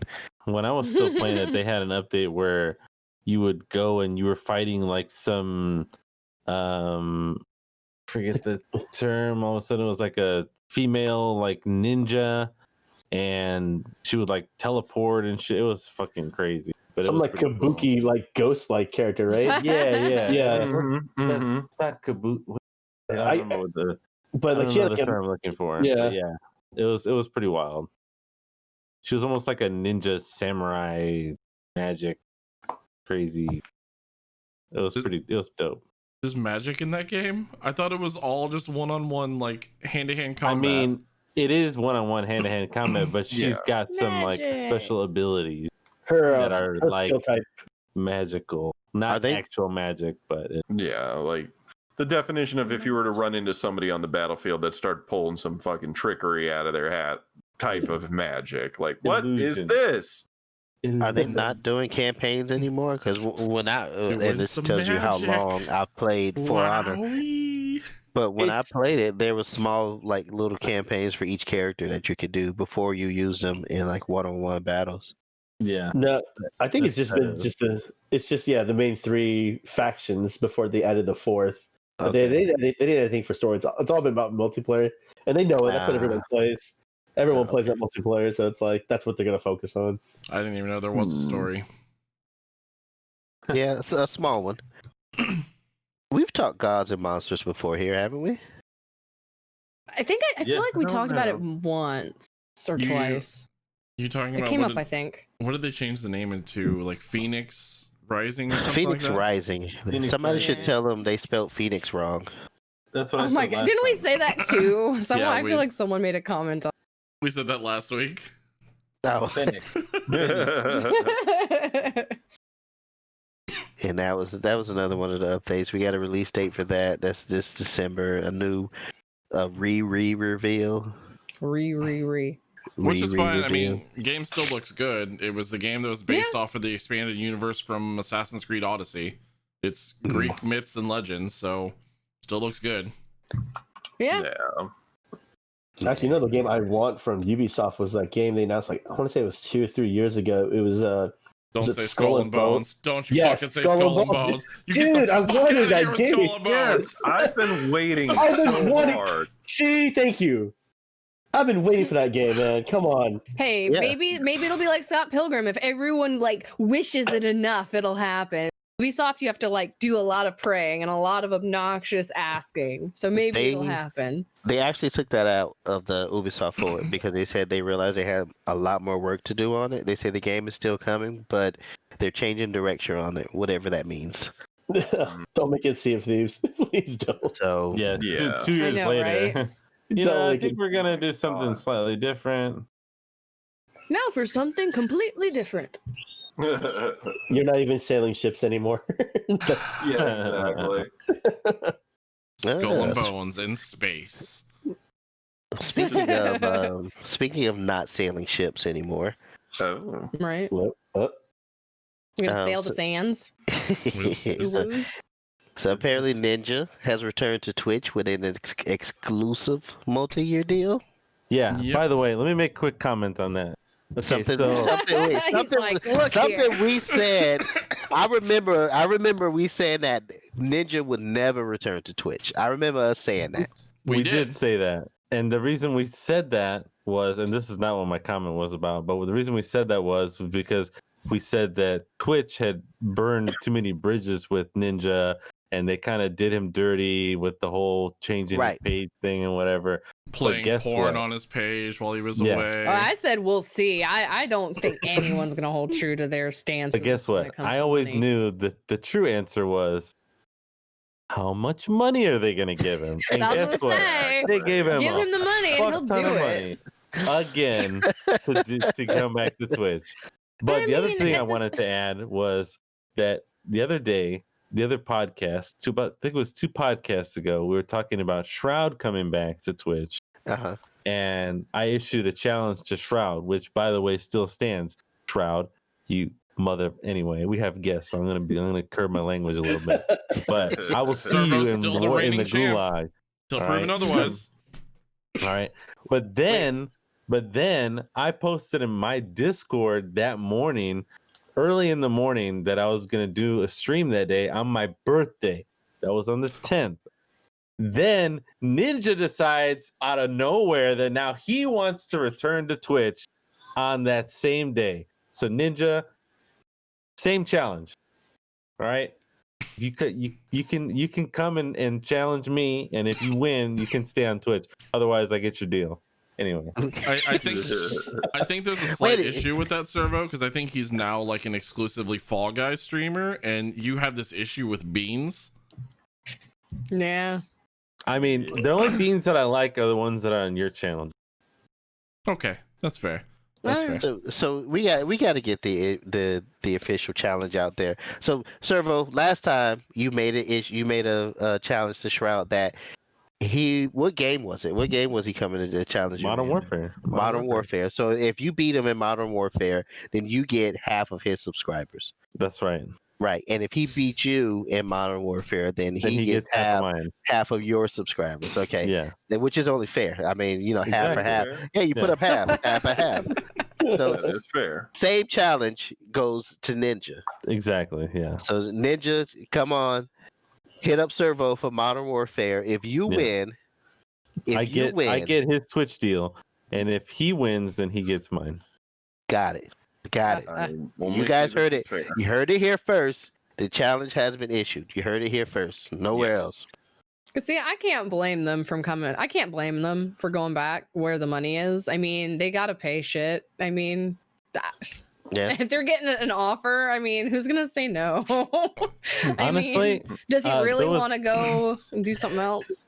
It's funny that you mentioned that because the next thing I was about to say was that I'm kind of surprised that I'm not surprised that Twitch is interested in bringing someone like Ninja back to the platform, because although a lot of us here watch different streamers and we interact with different people, and a lot of those people, I would say, I don't know about you guys, maybe you have a different feeling about it, but I would say the majority of people that I watch are fairly wholesome streamers, even if they're not necessarily family friendly. They're not like super toxic, because I don't deal well with people like that. Yeah. And it's like, small kinds of communities. They have very unique streams where they're playing games or doing something that's really interesting to me. Like I watch somebody who creates like custom cup, things like that. Mhm. But I just read an article today that had to do with, basically the headline of the article was what modern day Twitch looks like: toxicity and nudity. And I was like, what the hell? What are they watching? So Like, it- Yeah, it that's what I was sounds- gonna. That's what I was They're gonna say. If focusing you on the go popular looking for it, streamers. I was Yeah, gonna say, they're- it sounds they're- like they're they're popular only ones. they're only watching just chatting and League of Legends. Like that's it. yeah, pretty much, yeah. And I was Yeah. like, that's a really bad picture to paint for someone who, like, for example, this was on my. It's actually still there. Look at that. It's on my Google news page. Oh, It's the I saw second someone one. share This that. is like the literally image before the that they posted stream. with it, and the headline says "Toxicity and Nudity: What Modern Day Twitch Looks Like." Yeah, and it was posted yesterday, and the only examples that they gave on here from different streams were from streams like this, where it's just chatting and they're talking about people, using abhorrent language, and this one in particular is a quote from someone.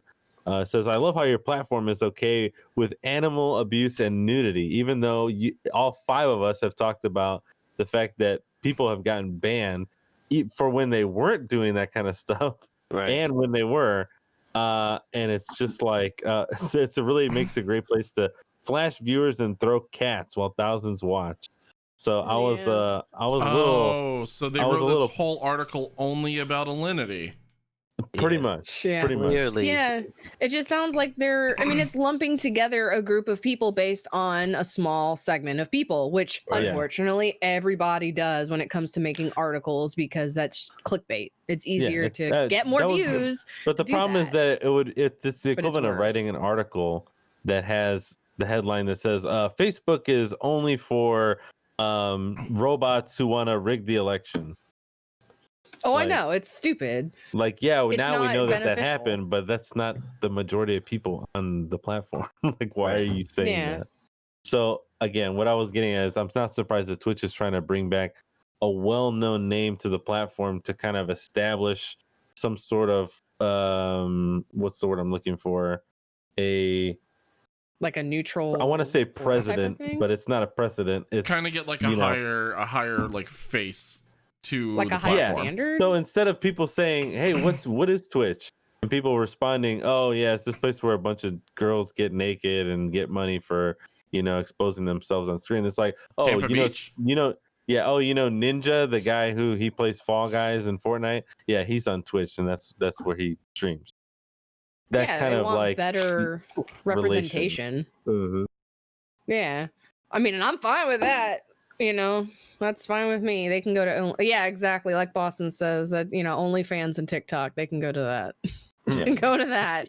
I feel like that's TikTok what the is all for article was that. supposed to be talking about. I was like, are they talking about Twitch? Or are they talking about OnlyFans? And that confused me too. I was like, wait a second. but every platform Yeah. has its problems. Right. I was gonna Of say, course. like, so right. people just gave up attacking YouTube over the same things, and they've been doing it for longer than pretty much any other platform has, Sure. and still allow it See, to I this mean, day. there's what, like 4, 5, 6 people in this stream right now who are totally wholesome streamers that totally should get more views. So I mean, yeah, if you're wanting wholesome views, go follow us. Go follow like Servo Debatable. and Jono. Debatable. I'm toxic as fuck. I'm not wholesome. Oh, whatever. I'm not Y'all trying wholesome. to talk some smack. I show I'm as shark wholesome titties on the as- low. There ain't no titties nowhere. No. Did he say shark titties? Shark titties, yeah. You heard me. Damn right. Jesus. He knows what his. Hey, I didn't demographic talk is about my into. stream. I talked about their stream, so it's definitely not a shameless plug. Well, I guess Oh, my shameless for goodness. them. Oh my OnlyFans, goodness. yeah. Oh, okay. Incredible. Don't forget to sign up to my OnlyFans. OnlyFans. No, we're not going to talk about. Oh, we Joe's didn't get to take OnlyFans. any photos for your OnlyFans yesterday. Dang. No, we Aw. didn't. No. There's still time. We have a couple more commercials to make, so there's still time. Oh Indeed. yes. True. Oh yes. Well, speaking of the darker side of Twitch, Unfortunately, yes. Unfortunately, of Yeah. course. Oh, the fun part. Yay. I'm Yeah, so I mean, excited for there's this one. the fun dark part, and then there's the not so fun dark part, which in this case is if any of you guys know who Sweet Anita is, which I Yep. definitely do. She's a great streamer, and I Oh, enjoy yeah. watching her content. She's one of Um, those wholesome streamers. Yeah, yes. She unfortunately has been plagued with a stalker, and that stalker is apparently been making death threats to both her family, her pets, and a lot of things. Saying a lot of other things that I'm not gonna like get into, or they probably didn't even mention. But not only did she already set up a restraining order, but that restraining order is being ignored by said stalker, and no one's really doing anything. The police are just considering it a giant joke, basically.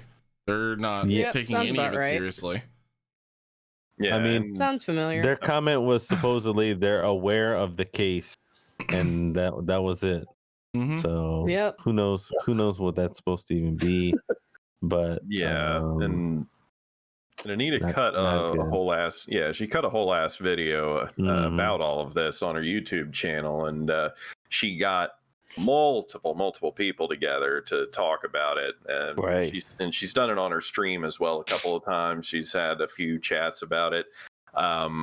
And in the case of Anita, so she had a stalker that would pester people in her chat and show up at her house, like knocking on it all, like at random hours of the day in the middle of the night. Right. Showed up in her Mhm. backyard one time, followed her to the store one day, and then her request for a restraining order was like, oh, okay, yeah, sure. And then the restraining order wasn't followed by the stalker, and nothing was done about it. And then so Right. that prompted her to reach out to other streamers and content creators who had very strikingly similar stories. That there's somebody who's like selling pictures, candid photos of me they took to anyone who will buy it in my chat. Like there was Destiny, who the stalker completely dossed him for an entire month and prevented him from making any income whatsoever.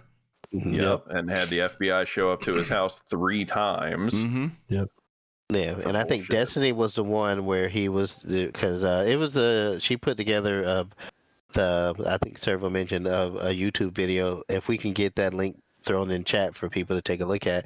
Yep. But Destiny was the one where he had called the FBI, and he just said as soon as he mentioned what he did, like that he was a content creator, that he was a Twitch streamer, that like all seriousness of the FBI like looking or finding the guy or whatever was going just went out the window, just Yep. completely.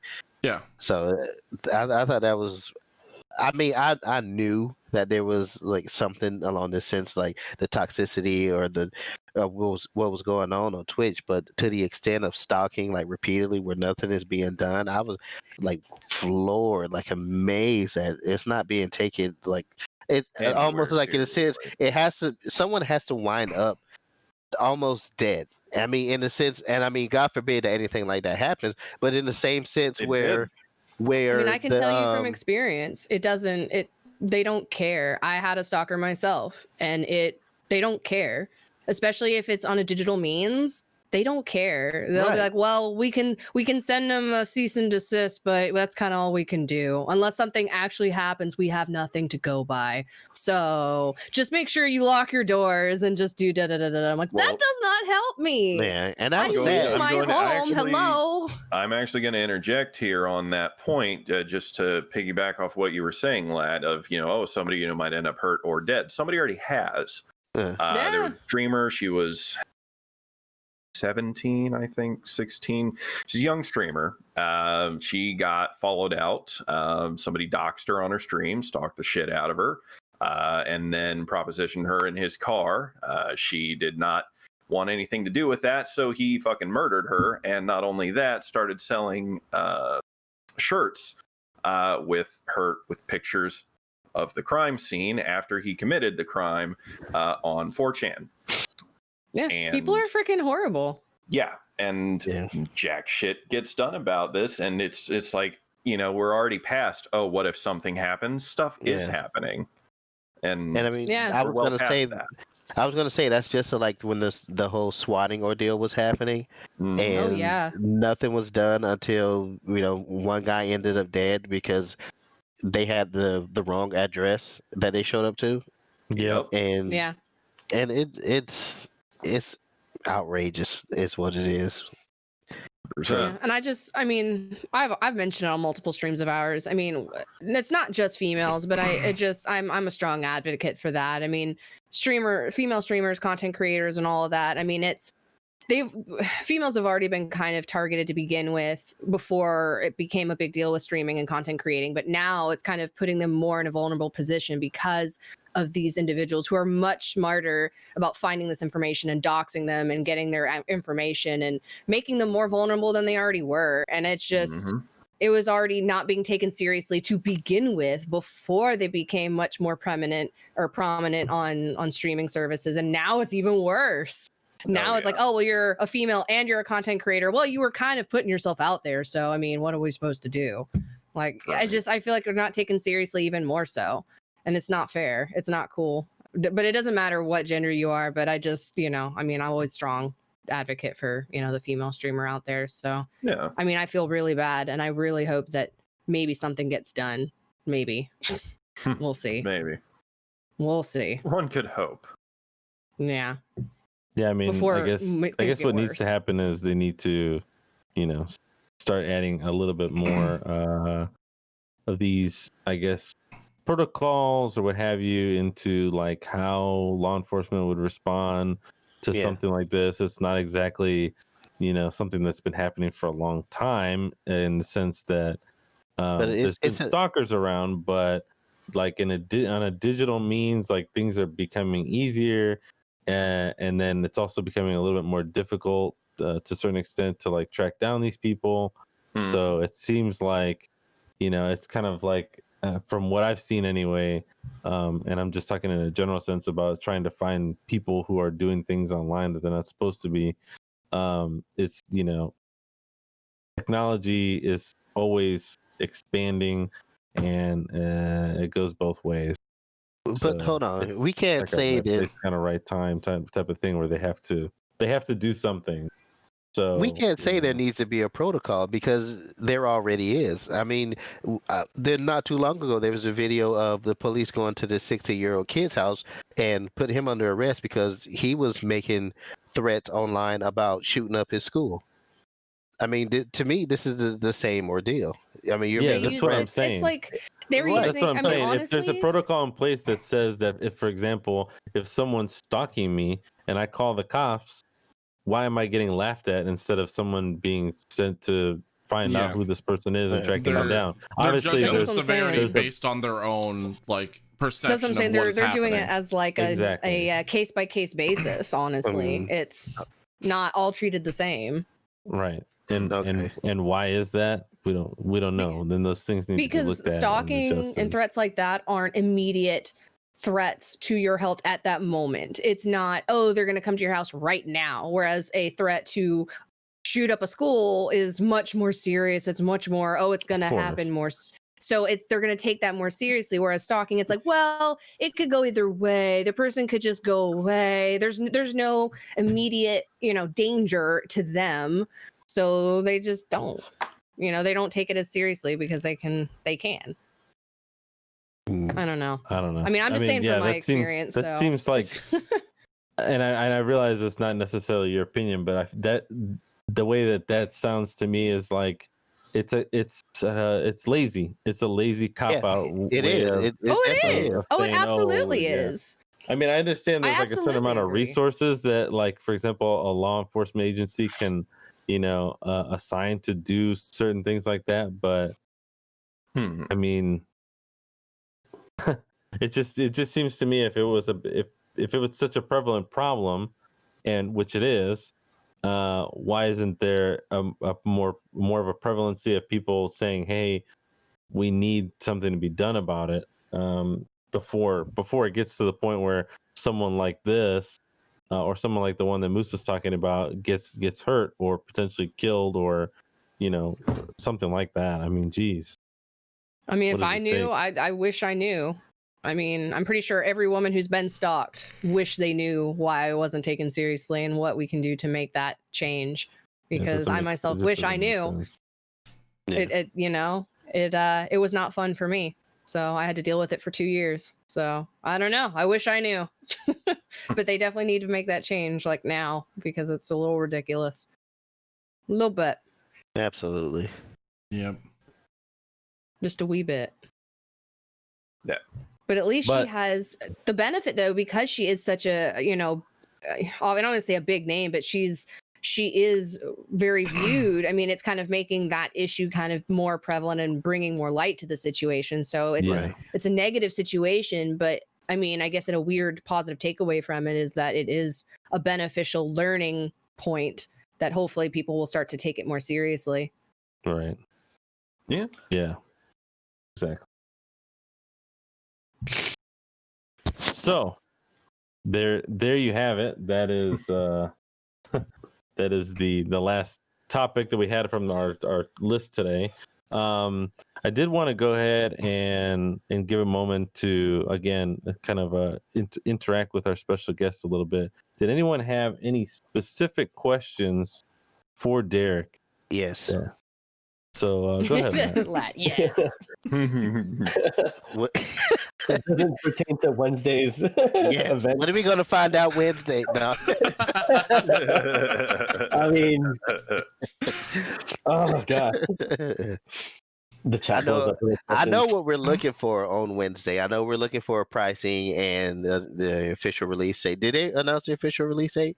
Well, that's just the Xbox for. No, they haven't announced a release date. That's for Xbox.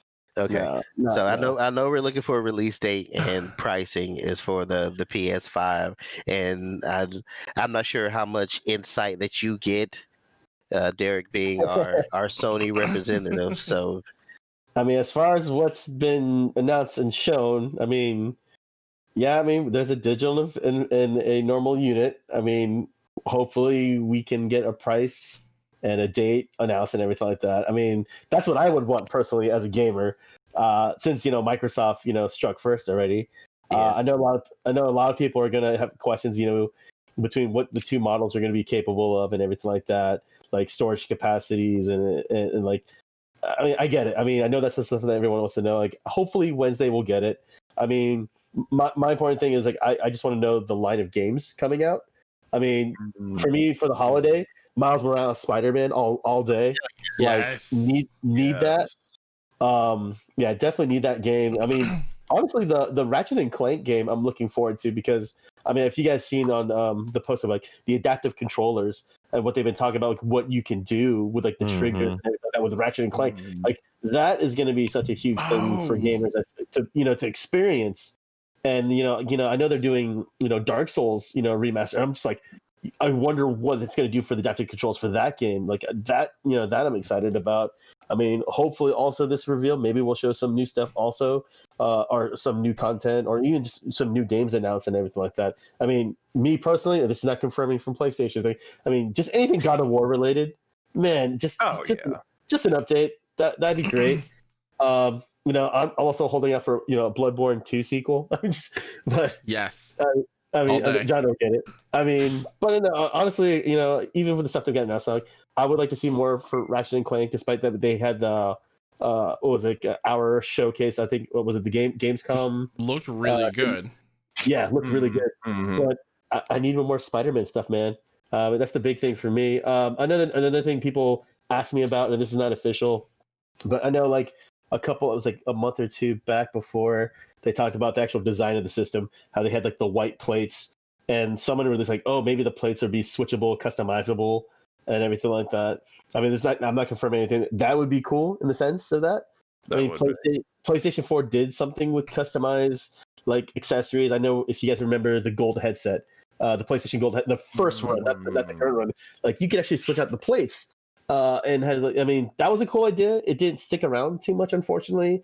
And even with the original PS4 model, you had the swappable plate covers. Like I have an Order 1886 one, and I'm thinking to myself is like, you know, a lot of people, I've seen the comments, I don't want a white console. Like I have all black consoles. Like it'd be cool if they like, here's a black plate you can slap on the side, and there you go. But I mean, that's the kind of stuff I want to know it's capable of. I mean, I would also like to know the price points for like the controller, the media remotes, the camera, even the new headset. Like I'm looking forward to the new 3D audio headset. Yes, because I mean, definitely, I mean, 3D audio is a bit of. I start using the Elite's headset for everything now. I play like, I mean, I love my golds. Don't get me wrong, but having that 3D audio it's just a different overall experience. But I mean, any questions you guys got for me? I mean, I'll try to answer them as best as I can. I've got one. Okay. So, how long have you been the Sony rep, and what is probably one of your favorite kind of memories, I guess, of being the Sony rep? Like, what's one thing that you were like, you know what, I would have never been able to experience this had I not been the Sony rep? Okay, so all right, so how long have I been the Sony rep? Actually, when I started this ordeal, I got hired on in October of 2013. That was like my official hiring date. It was about a 6-week process of application, interviews, and whatnot. But like I would say, like one of my fondest memories, starting as a rep. So for 2013, like my district manager at the time and another a lead rep, which we used to call like the senior reps, you know, came down to Jacksonville and trained me, like, you know, learning the tools and trades, like how to visit the stores, how to use my tablet. But literally my first week, like by myself, was setting up PlayStation 4 interactives in Targets, Walmarts, and Best Buys, and GameStops. Well, not necessarily GameStop. GameStop's kind of different, but that was my first week. So, like, not like meeting the associates, not like, you know, checking inventories. No, it's putting together these like 150-pound, 200-pound displays in the stores. You know, I mean, and give or take, like, if for people that know, I think John knows this because I talked about my GameStop days. I used to be a GameStop employee. I used to be a Best Buy employee as well too.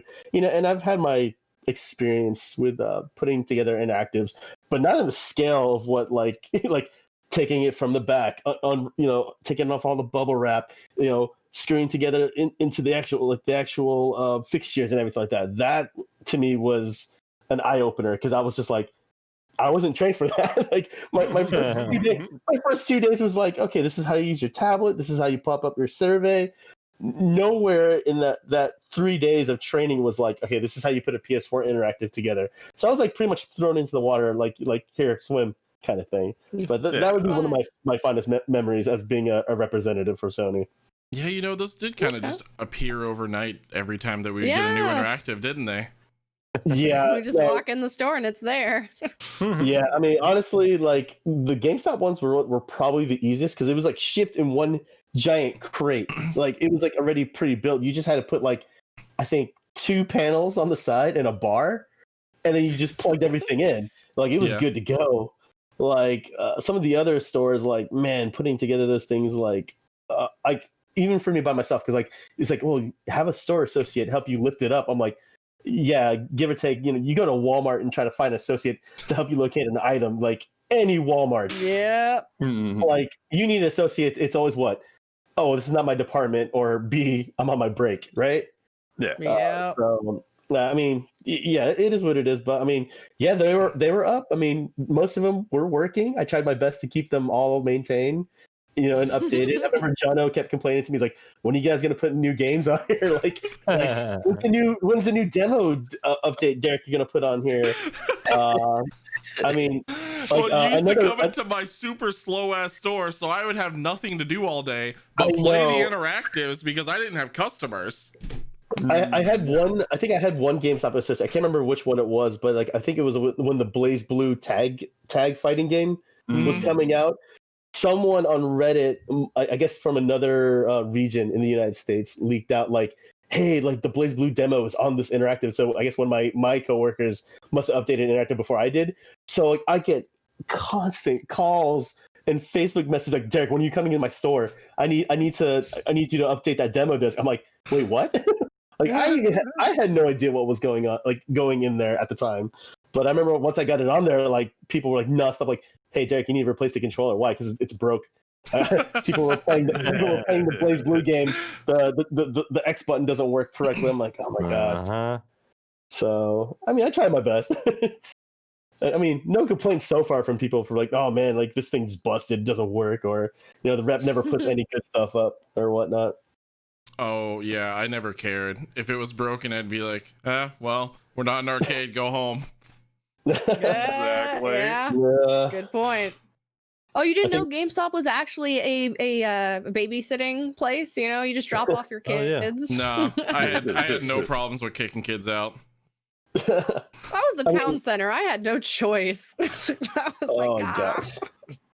Town center, you're just like, I need a remote for every interactive. Like, oh no, the system resetted. Sorry, come back in an hour. I mean, I remember, I remember working back in GameStop in the early days. I remember the systems like would reset like I think like every 10 or 15 minutes. Like the system would reset in mid game, so people would stop. I think like was it Street Fighter? I think it was like Street Fighter 4, maybe Street Fighter 4. But I remember like every 10 minutes. Like it doesn't matter if you were in mid fight, it would like, oh, close the app. You would have to like load it up again. Oh, my customers hated that, but I mean, I was like, hey, I don't control that, dude. Yeah, we used to just turn the interactives off after a while.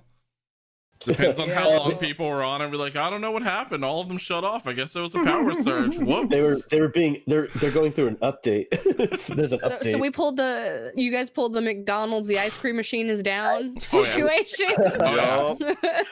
I'm sorry, we don't have any right now. Sorry, the Sunday machine, man. No, it's under maintenance right now. My bad. While eating McFlurry, I don't know what happened. It's down. No, this was a McFlurry from like 2 hours ago. This is completely different, right? Totally different. Any other questions I can answer or try to answer? Sorry, let me specify again. So What's your favorite exclusive Sony game? Oh man, exclusive. Oh my gosh, that's a big one. Wait, like exclusive across all generations or this generation? This generation. Yeah, we'll limit it to this generation. Okay, this generation. Gosh.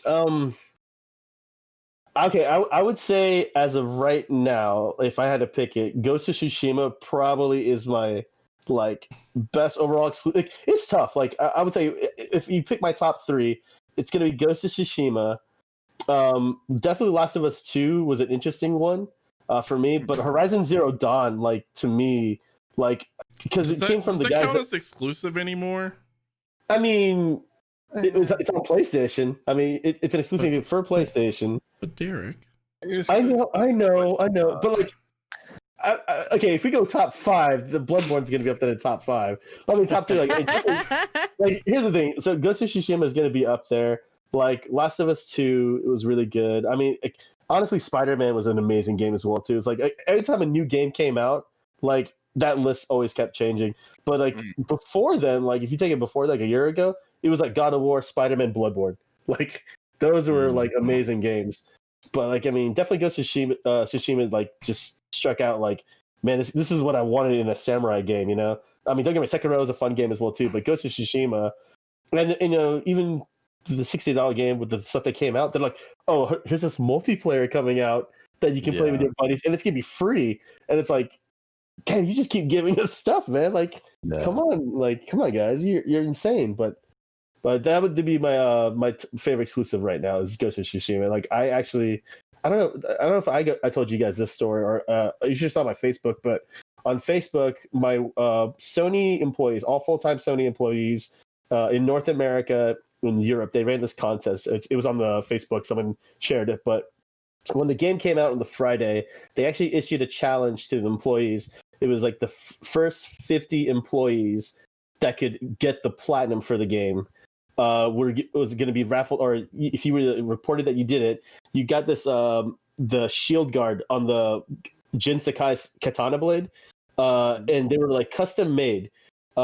If you seen a press kit, there was like 100 to 150 press kits they sent out worldwide, and there was the Suba they gave into that one. They actually had extra 50, and I think I finished the game within 4 or 5 days of the release to get the platinum. Yeah, a lot of sleepless nights, unfortunately.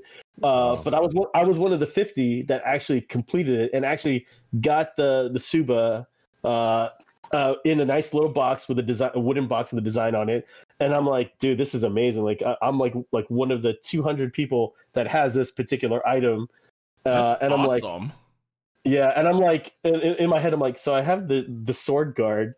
So when are they going to send me the katana? Like, I mean, like, am I going to get that part, or do I have to, or or is that something else down the line? They're like, oh, you'll have to pay for that kind of thing. What do I have to do? Exactly. Right. Yeah. What I was gonna ask you is actually a 2-part question. Okay. Do you, or rather, what was your first Sony, I guess, console, and what was the first game that you played on it? Oh my gosh. Okay, so first Sony console was the Sony PlayStation 1. Mm-hmm. And the funny story about that, like how I got into PlayStation, a cousin of mine had the PlayStation, and we were visiting them, and they were playing. I'm not even sure it's Busta Groove 1. And I fucking love that game. And here's the funny thing about the Busta Groove game, because when we bought the game, I think to run it, like, because I think at the time when Busta Groove came out, like the first game, it was region locked, I think. So to fool the PlayStation, you had to do that Q-tip method where you had to pop the disc right over. And I remember every time that me and my friends wanted to play that, they were like, "What do you guys do? What are you doing? Like, all right, to play this game, we have to put this Q-tip in and like fake the system to thinking that it's an American disc in the startup." But yeah, that was our first game. But I remember my friends looked at us like, "What are you doing? Like is this how the PlayStation works?" Like, no, this is not how it normally works. Like, to play this is a higher level of gaming that you're not aware of yet. I mean, yeah, it definitely was. Yeah. But yeah, I mean, that game like was what really sold it up for PlayStation. But I think the actual first PlayStation game I bought personally, like for myself, was the Sub-Zero Mythologies. Oh my god! Which, I mean, don't get me wrong, the commercials were awesome. The actual game, but I had hoped for a lot more from that game, many people. But those are some solid choices. And for that game, it was funny. I remember someone was telling me because you fought Scorpion, I think in the very first level, like you can when you beat him, you can actually finish him, and actually I think decapitate him with a fatality. Like could never figure it out. I was like, I've seen it, but can't do it. It was like some ridiculously impossible fatality that was not at all like the actual fighting game. I remember that. Yeah, but Busta Groove was like the actual first day they got it into the PlayStation family. Nice, solid title. I was gonna say my first PlayStation game was Jet Moto. That's another good one. They need to make a new gen Jet Moto because I miss the music and the feeling of driving one of those things. Oh man, so much fun. Jet Moto, definitely agree. I still have a lot of people asking for a new Jack and Daxter game. constantly. Yeah. That gets thrown around there. What's another game I keep someone brought up like Twisted Metal to me, but I was like, but we brought it back for PlayStation 3. Like it's not a game that we haven't gotten in a long time. But I do get that every now and then. But Jack and Daxter is like the one I get the most. Few Sly Cooper fans like Derrick, get Sly Cooper, like a remaster or something for Sly Cooper. And I'm like, yeah, I mean, I can see Sly Cooper. I want Infamous to come back again. Dude, I want Infamous. Yeah, Infamous Second Son, like that was one game that I on the PlayStation that I platinumed. Yeah, Second Son was the first PS4 game that I platinumed, and I did it within 3 days. Oh wow! Wow! Damn. Did you go good guy first or bad guy first? Which good was guy your first? Good guy first. Yeah. No, you always have to go good guy and go straight and narrow, and then you get to have fun when you go bad guy. Oh. See, I'm doing bad. I think I was doing bad guy on the hardest level setting, and it's so hard trying to get through that because it's like I gotta kill the human or the pedestrians, but at the same time gotta kill the bad guys too. To get all the trophies. Yeah. Snugglewumps in chat mentioned Legend of Dragoon. Hell yeah. Yeah, I get that too. Legend of Dragoon. A game that we're never gonna see again ever. You watch your goddamn mouth. I mean, Final Fantasy VII Remaster. It took how long to get that now? I mean, anything is possible. Let's not say never. You never know. When? Legend of Dragoon. Hell, we was doing that on purpose because I always ask for a Legend of Dragoon remake. Yeah, I just want to know when the hell we're gonna get a freaking new Armored Core. Oh my gosh, yeah, Armored Core. Well, I don't count 5 and Verdict Day. You don't count those? Oh, okay. No. All right. Stopped at 4 Answer. Damn it. Yeah, 4 Answer was my favorite one. I think before they got to the other stuff, but yeah, Armored Core. Oh man, I would love to revisit that series. Like, I remember when I owned the first PlayStation. Like, do you remember guys PlayStation Magazine? Yeah. Remember how you mean the one that had the sweet ass demo disc with them? Yes.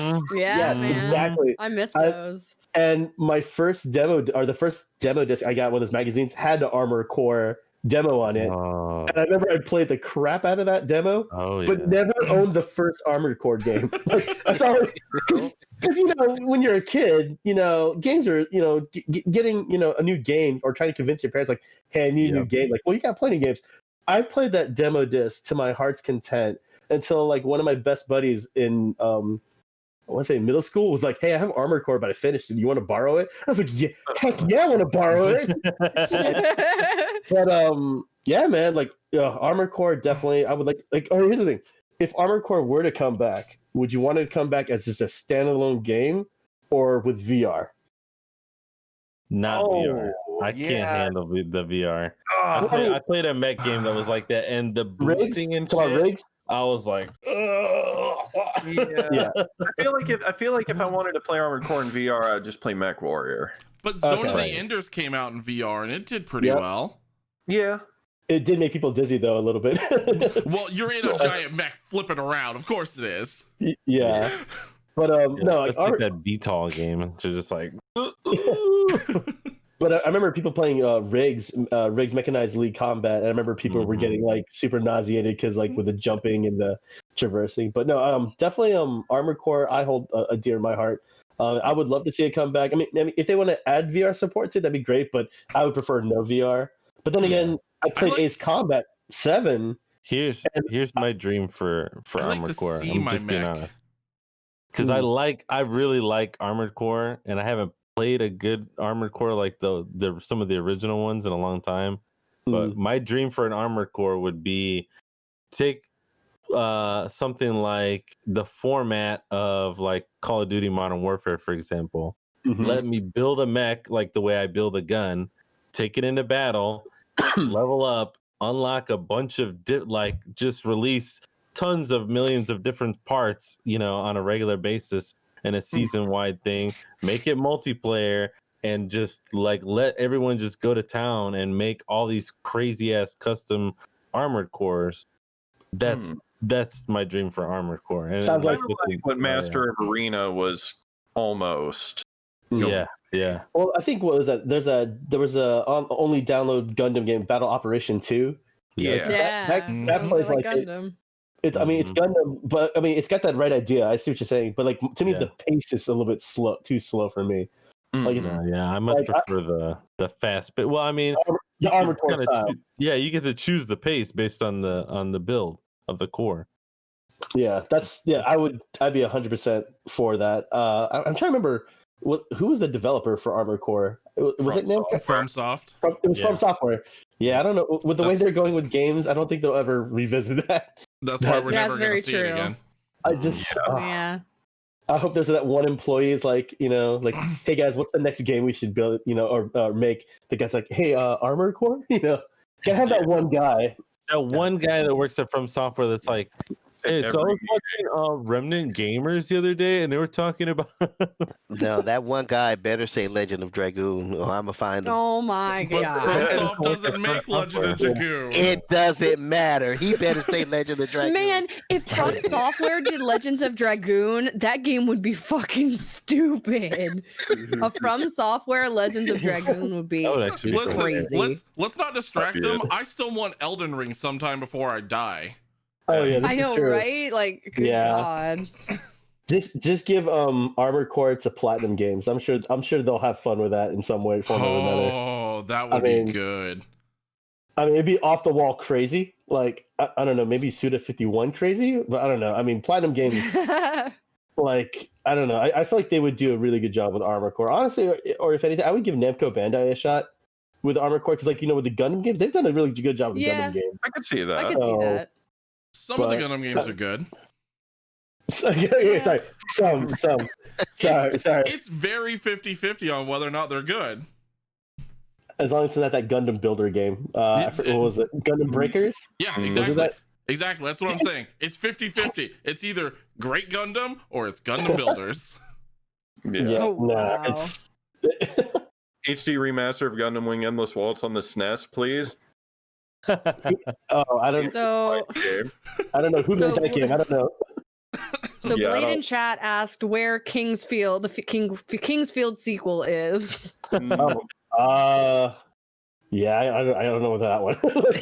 I mean, I haven't heard of that game.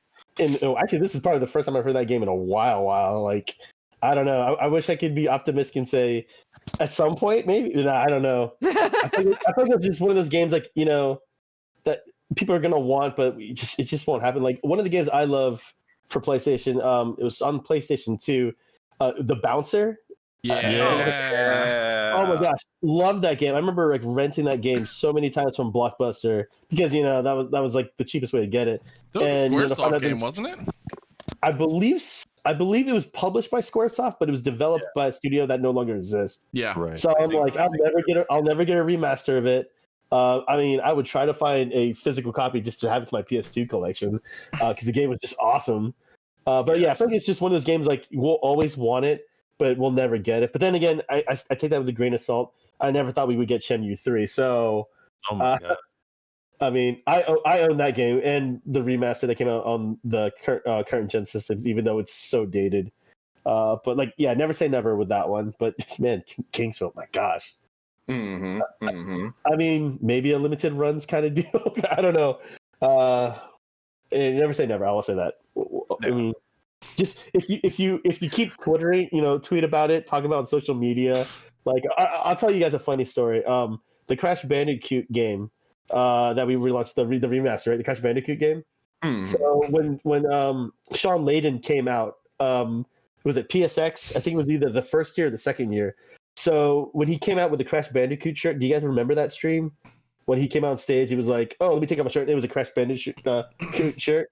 You guys remember that? No. So I won't say it was PSX the first year or the second year, but originally the guys that that made the game development, like, they were like, "Oh, we're not gonna do a Crash Bandicoot remaster. We're not gonna do it." Until Sean Layden came out with that shirt on. The story behind that is, which is really hilarious, is that at that point, once he wore that shirt, they're like, "Well, I guess we got to do the remaster now." So it wasn't even planned. Sean Layden just decided to throw that shirt on and wear it in front of millions of people. And then that's how the game got remastered. So I'm thinking is like, if you guys want to get a game remastered, That's how we gonna just Make a T-shirt and get it on Get that. a big name to wear it. get like That's how ninja, we gonna get Legends of get Dragoon. Ninja to wear a shirт like or There, like there we go, yeah. there you go. But yeah, that's one way to get it done. Get started on that right now. Remake Legends of Dragoon shirts. Oh my god. Actually, you know, Hell yeah. for Legends of Dragoon, just like pitch it to Kojima. They made Kojima Studios. Like, Yeah, hey, there you go. make this game. Come on, Kojima, go make it a crazy, drug-induced stupor game. Like, make it crazy. Yeah. Have fun with it. Oh, speaking of crazy Japanese games, I would say like the one game I'm looking forward to. I don't know if it's coming out this year or next year, but that Ghostwire Tokyo game. Oh my god! Yeah. Like Yes. that game, like it's everything I wanted it to be, and I'm like, yeah, I need that like day one. I mean, that game looks amazing. Yeah, honestly, I when I think about games that I want remade, a lot of them that are like post Genesis, Super Nintendo era games, are all on the PlayStation. Like, I mean, then a couple of them they've come out with newer versions of the games, like Katamari Damacy. I still want to play like another Okami game. Okami game, yeah. Can I have an Ape Escape, baby? Oh, Ape Escape would be I great. get that. I want Tomba Tomba. back. I want another Tomba game. That game was so stupid, but I Tomba got was so much so enjoyment fun. out of it. It was so weird, but so enjoyable. I don't know. That was a good game. I actually had a guy that actually asked me like fighting game they should bring back, and I thought I was like, what possible fighting game could he like pull out from like previous generation? Guys, it was that. Oh yeah, it was that one fighting game because I think it had Cloud. Did it have Sephiroth? Yes, it did. Yes, it did. Yes, it did. It did have Sephiroth. Yeah, Because like, you could do shirtless Sephiroth fight with it. Yeah. Someone brought that up to me. And I was like, I don't know how we could get that game because I was like, there were so many licenses for those. Like, I don't know. Could it be possible? Can we get that game? I don't know. Yeah, you had Cloud, Tifa, and Sephiroth from 7, and then Tifa, and then I just Red 13. Why do I feel like Red 13 was in it? Hold on. I don't know. I'm gonna have to Google it. But I'm Googling that. I know Cloud and Sephiroth on it. it. But someone brought that up, and I was like, I don't know if we can get that done. I mean, maybe we can make a game similar like that. Like going from that, like remember the game PlayStation All Stars? Like I actually had a guy asking me about a sequel for that with an extended roster. Throwing Kratos with the boy, throw in Jin Sakai, throw in the hunter from Bloodborne. Like they were just like throw Aloy in there, and I'm like, the funny thing about that game is like when it was still like active on PlayStation 3 and Vita, I swear there was like one guy working on all the balancing updates for that game because the game was still going on, but the studio, like all the resources for those people like that were working on that game were put to other stuff. But there was like probably that one guy that was probably like chained to a desk, like you're going to be working on these updates until we're done with this game. But like I don't know if we ever came out with a sequel of that, like I just imagine all the PlayStation characters that we got added or with the newer IPs that came out from this generation, like that'd be crazy. I mean, Aloy would be a fun one. I wonder if they would put Spider-Man in there. I mean that'd be pretty cool. At But this I mean, point, he's pretty much exclusive. So They could put the Bloodborne guy in there. yeah, the hunter. The Bloodborne guy. I mean, I think was Nathan Drake in the first one, in the first PlayStation All Stars? He was. Probably. Yeah. I think he was. But you could throw like Chloe or what was the other girl? Nadine? Was it Nadine in The Lost Legacy? I think it was like Chloe and Nadine was the other girl. That military girl. Unsure. I stopped at 3. Oh, you stopped at 3.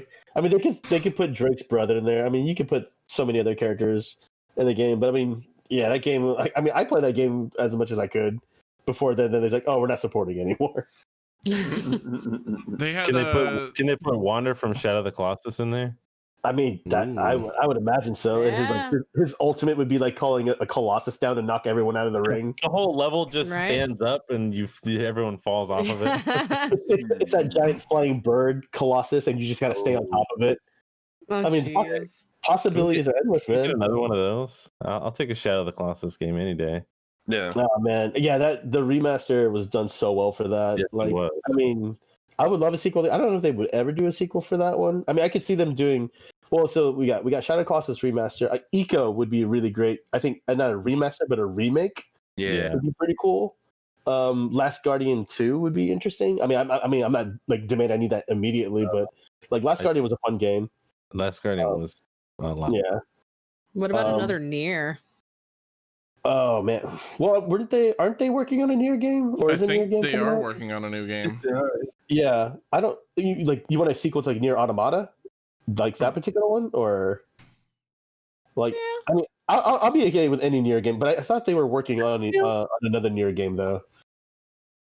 Like another game that I would want, like I enjoyed in Platinum was Detroit Become Human. I would love like a sequel. Yes! Oh my god! I just streamed that like last month, and I'd never played it before, and now I'm hooked. So Yeah, I'm absolutely in agreement. I need more Best Boy Connor. I need more. Have you completed that game like 100%, like gone through the game kind of with the trophies and stuff? I or mean, no, I only did through one storyline, but I did it as best as I could. So I mean, I got a good ending. I got the good ending, but still, so one of the best trophies that you're gonna enjoy. I mean, if you love Connor so much, so you have to kill Connor a total of 8 times. And then he has to survive at the end of your playthrough. Yeah, I'd heard about that one. Yeah, that has probably been like the funnest trophy because I'm like thinking like, all right, where would he die exactly? Like, because you think if you play through Connor's story, you're thinking to yourself like, where would he die at? And like one of the death scenes I didn't think about was there was that chase. He was chasing one of the rogue androids, and he has to slide down this like roof, and like apparently if you miss time to jump, that's where he dies. And I was like, I've never thought of like, don't press the button. Of all the places he could die, that would be the place. Yeah. Missed the roof. But yeah, I mean, that was a fun trophy. It was annoying though because some of the deaths like you had to like progressively build up to, and if you messed up of it, you would have to start from the early beginning to get to that point where he dies off again. But yeah, Detroit Become Human 2 sequel would be great. I mean, I'm definitely on board with that. Like I said, I'm looking forward to Horizon Zero Dawn sequel, Journey to the West. I can't wait to play that. I mean, hopefully we'll get to see a little bit more of it Wednesday. Fingers crossed. Very Wednesday. But yeah, I'm just trying to think of all the games that we had coming up. Like Infamous Second Son sequel would be great. I would love, because I feel like they left that game to like an open, very like, open. open there. Because like his brother, did he not die? I mean, he got encased into stone. I mean, I don't know. There's a lot of questions for that one. And I'm trying to think if there's any titles from PS3 generation that they could bring back about that we haven't touched. I mean, I don't think the Killzone franchise would come back. Tokyo Jungle. They need a new Tokyo Jungle. Yeah. What about Resistance? Okay, that was gonna be the one. Like, I would love. I don't know. Would you want a remake or a sequel? I think I would want a remake. Yeah, remake sounds better. Yeah, remake definitely that one completely. And maybe don't kill off the main character. In the second game. Yeah. Let's remake 1 and 2. I could use another Bloody Roar. Oh hell man. Yes! I think that's somebody has to do it. I don't know. Like I feel like one day we'll get it. I mean, we got Killer Instinct back recently. I mean, most of all the good fighting is that we wanted like back is back. So I mean, Bloody Roar is the only one that's missing, minus Fighting Vipers from the Sega Saturn days. I don't know if Primal Rage. I still don't have a Power Stone game. Yeah. That's Capcom, dude. Talk to Capcom about that one. Well, you know what? With Capcom's like whole idea of just revamping like their entire back catalog, they might do it. They might do it. Like I'm holding out for Dino Crisis, man. Dino Crisis remake. I mean, we've done Dino all the Resident Evil. And Parasite Eve, please. Oh man, Parasite Eve would be a good one. Please, Parasite Eve. Yeah, Parasite Eve would be a good one. I mean, I'm still holding out for Code Veronica X for Resident Evil. I'm like Capcom. Oh yeah. Once they're done with 8, that's the game you need to do. Heck yeah. Well, I mean, they're taking like basically poll from Twitter for next remake, aren't they? But like, if you want it, give us enough attention for it. Power Stone should be on that list. Wait, Power Stone 1 or 2? Which one would you want? I would want Power Stone 1. First? Yeah. Okay. Why not both? I mean, Yeah. why not both? But if I had to choose Yeah. between, I think another fighting game I want to come back, but I don't think I'll ever get it. It was a Capcom vs SNK. Maybe, Oh, yeah. Yeah. I love that game. I don't think I'll ever get. And I own the first two, anyways. I don't think I'll get a third. But I was like, there's so many characters you could add now for both sides. It's like, come on, just pull the trigger. What was that one Sega fighting game that had like the fatality like thing with those like kind of sci-fi game called? Ultimate Immortal or shit, No. Oh my gosh. Guilty Gear? No, but it was made by Capcom, right? Oh my I gosh. believe so, yeah. Oh my gosh, what was that? I can see the characters in my head. I just can't think of the title. Yeah. Eternal Champions. Eternal Champions, Yes. Fucking love that game. So I don't know. I mean, anyway. You can knock people into the fan in the back Yes, of the room and yeah, stuff. yeah. I think my favorite one is when you had the guy getting eaten by the T-Rex. Yeah. or you had the Tommy gun drive-by. That was another good one They too. were Yeah. all so good. I mean, there's so many fighting games they could bring back, but yeah, Eternal Champions would be an interesting one. Even just a remaster of it, I'd take it. Yeah, why not? So Derrick, I don't know if anybody knows, but there's also a Facebook group that you manage for Sony. Mm-hmm. So I do have a Facebook group. It's the Facebook group name is PlayStation Advocates of North Florida. I mean, it's not just restricted to North Florida. That's just the area that I cover. I do also cover South Georgia, but like on that Facebook group, I mean, I manage it and everything like that. I mean, I post any information I can about PlayStation, from the official PlayStation blog, the Facebook group, but also like, if you're looking for deals, like every now and then I'll post like, hey, like Target's has like a buy two get a third free deal, or like Amazon's got a year plus for free. But not just me, if people like posting on there, like I do have a few people that will post deals as well too, or like, hey, I got a question about my PlayStation, like this is not working, what can I do to fix it? Like I let anyone post on there. I think a few people also have put their live streams on there, which I don't mind either, as long as it's wholesome. Try to keep it as wholesome as possible. But I mean, it's another community group that I create, like to get all the gamers together. I mean, I do have some Xbox fans that are also on that Facebook group too, just to see what's going on and whatnot. But yeah, I do have a Facebook group that I manage. So I mean, feel free to join. I do all the administration work, so getting you on there, approving that stuff. So. But there you go. Joined now. Request pending. All right, I'm looking at my phone to see how many requests popped up right now. listen, I'm already in there. Approve. Yeah, John's on there. It's gonna go off the charts. Notifications are going off. Ding, ding, ding, ding, ding. Okay. Ding, ding, ding, ding. Well, I think that just about. I mean, we could sit here and kind of reminisce about games we want remade for Yes, we a could. long Yeah, we time. So I think we should wrap it there. Quick reminder, like I mentioned earlier, we got some new emotes coming for those of you who are subscribed to the channel. You will be having those added to your emote list automatically when they are approved. So look out for that. Hopefully this week. Usually it happens during the week. So I'm gonna upload them tonight. And hopefully by the end of the day tomorrow, that they're usually pretty quick about it. We'll get them on there so everyone will have access to that. And then Wednesday stream, they'll be there, and you guys can use them or beforehand, and use them anywhere, everywhere. People sometimes don't like you putting other channels' emotes in their chat, especially in those chat channels. Put them in there. I like seeing other emotes because then I'm just like, oh, that's really cool looking. That gives me an idea. Or I'm like, people will come in and start spamming out like different shark emotes, and it just kind of freaks me out because I'm excited about it. So spam all the sharks on my chat. Oh yeah, yeah, that's right. Stir the pot. Absolutely. Also, don't forget we still got the code over at No Name Nerd. If you guys have been on your Facebook or Reddit pages, apps, or what have you, may have seen the ad for No Name Nerd. They make awesome jerseys like the one that's hanging behind me for us, and they make them for other people as well, just like you. And if you want to use the code Remnant Gamers, just take all the vowels out and slap it in there, and you get 10% off of your order. So check that out.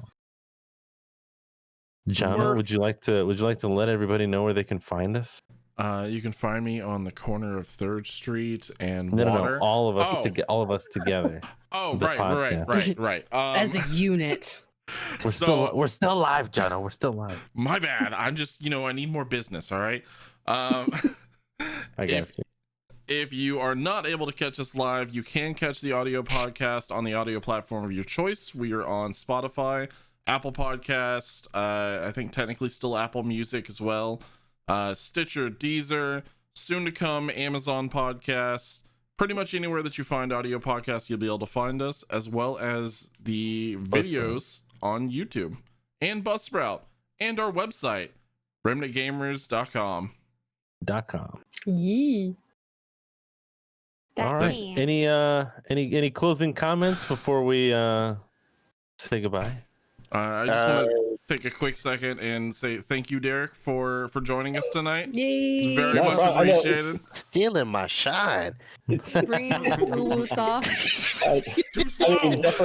I definitely appreciate you guys inviting me on and whatnot. I mean, it's been a long time coming. I know we've been, 2 or 3 years we've been trying to make this happen. Yes, we've been talking about this for a long time. I mean, definitely COVID has made made it easier since I'm not really doing as much now.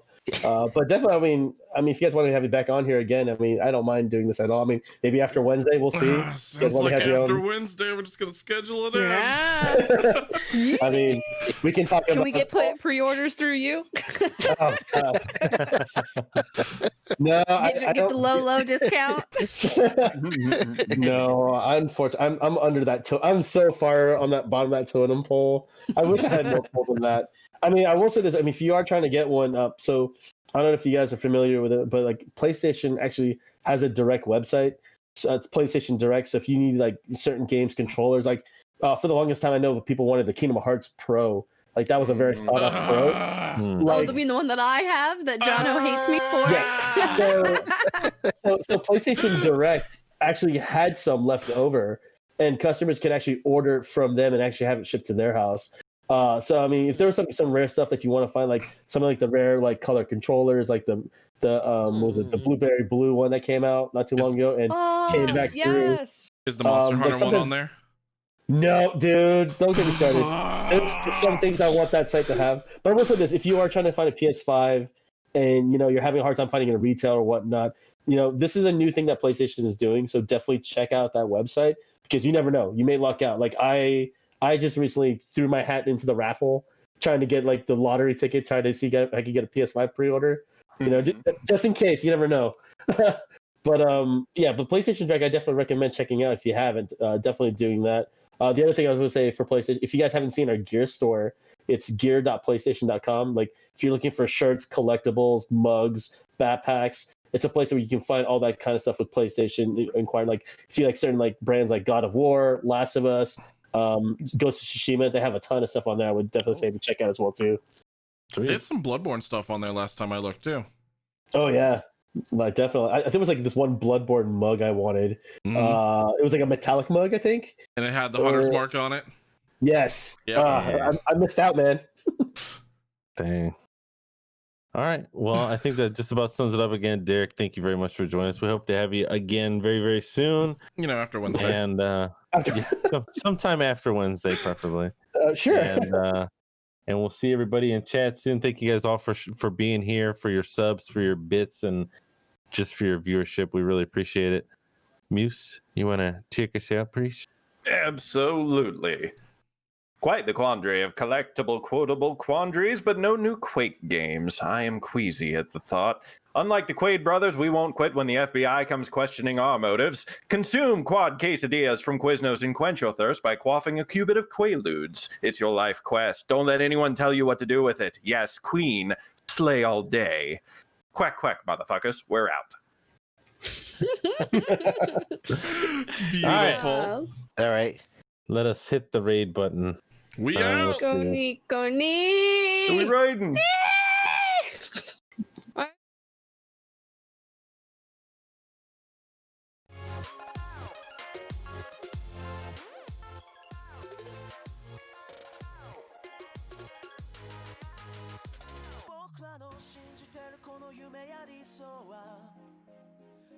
離した隙に壊れてしまいそうだ何千何億鮮明なフラッシュバックスローモーション空の下消し去ってしまいたい音のリアル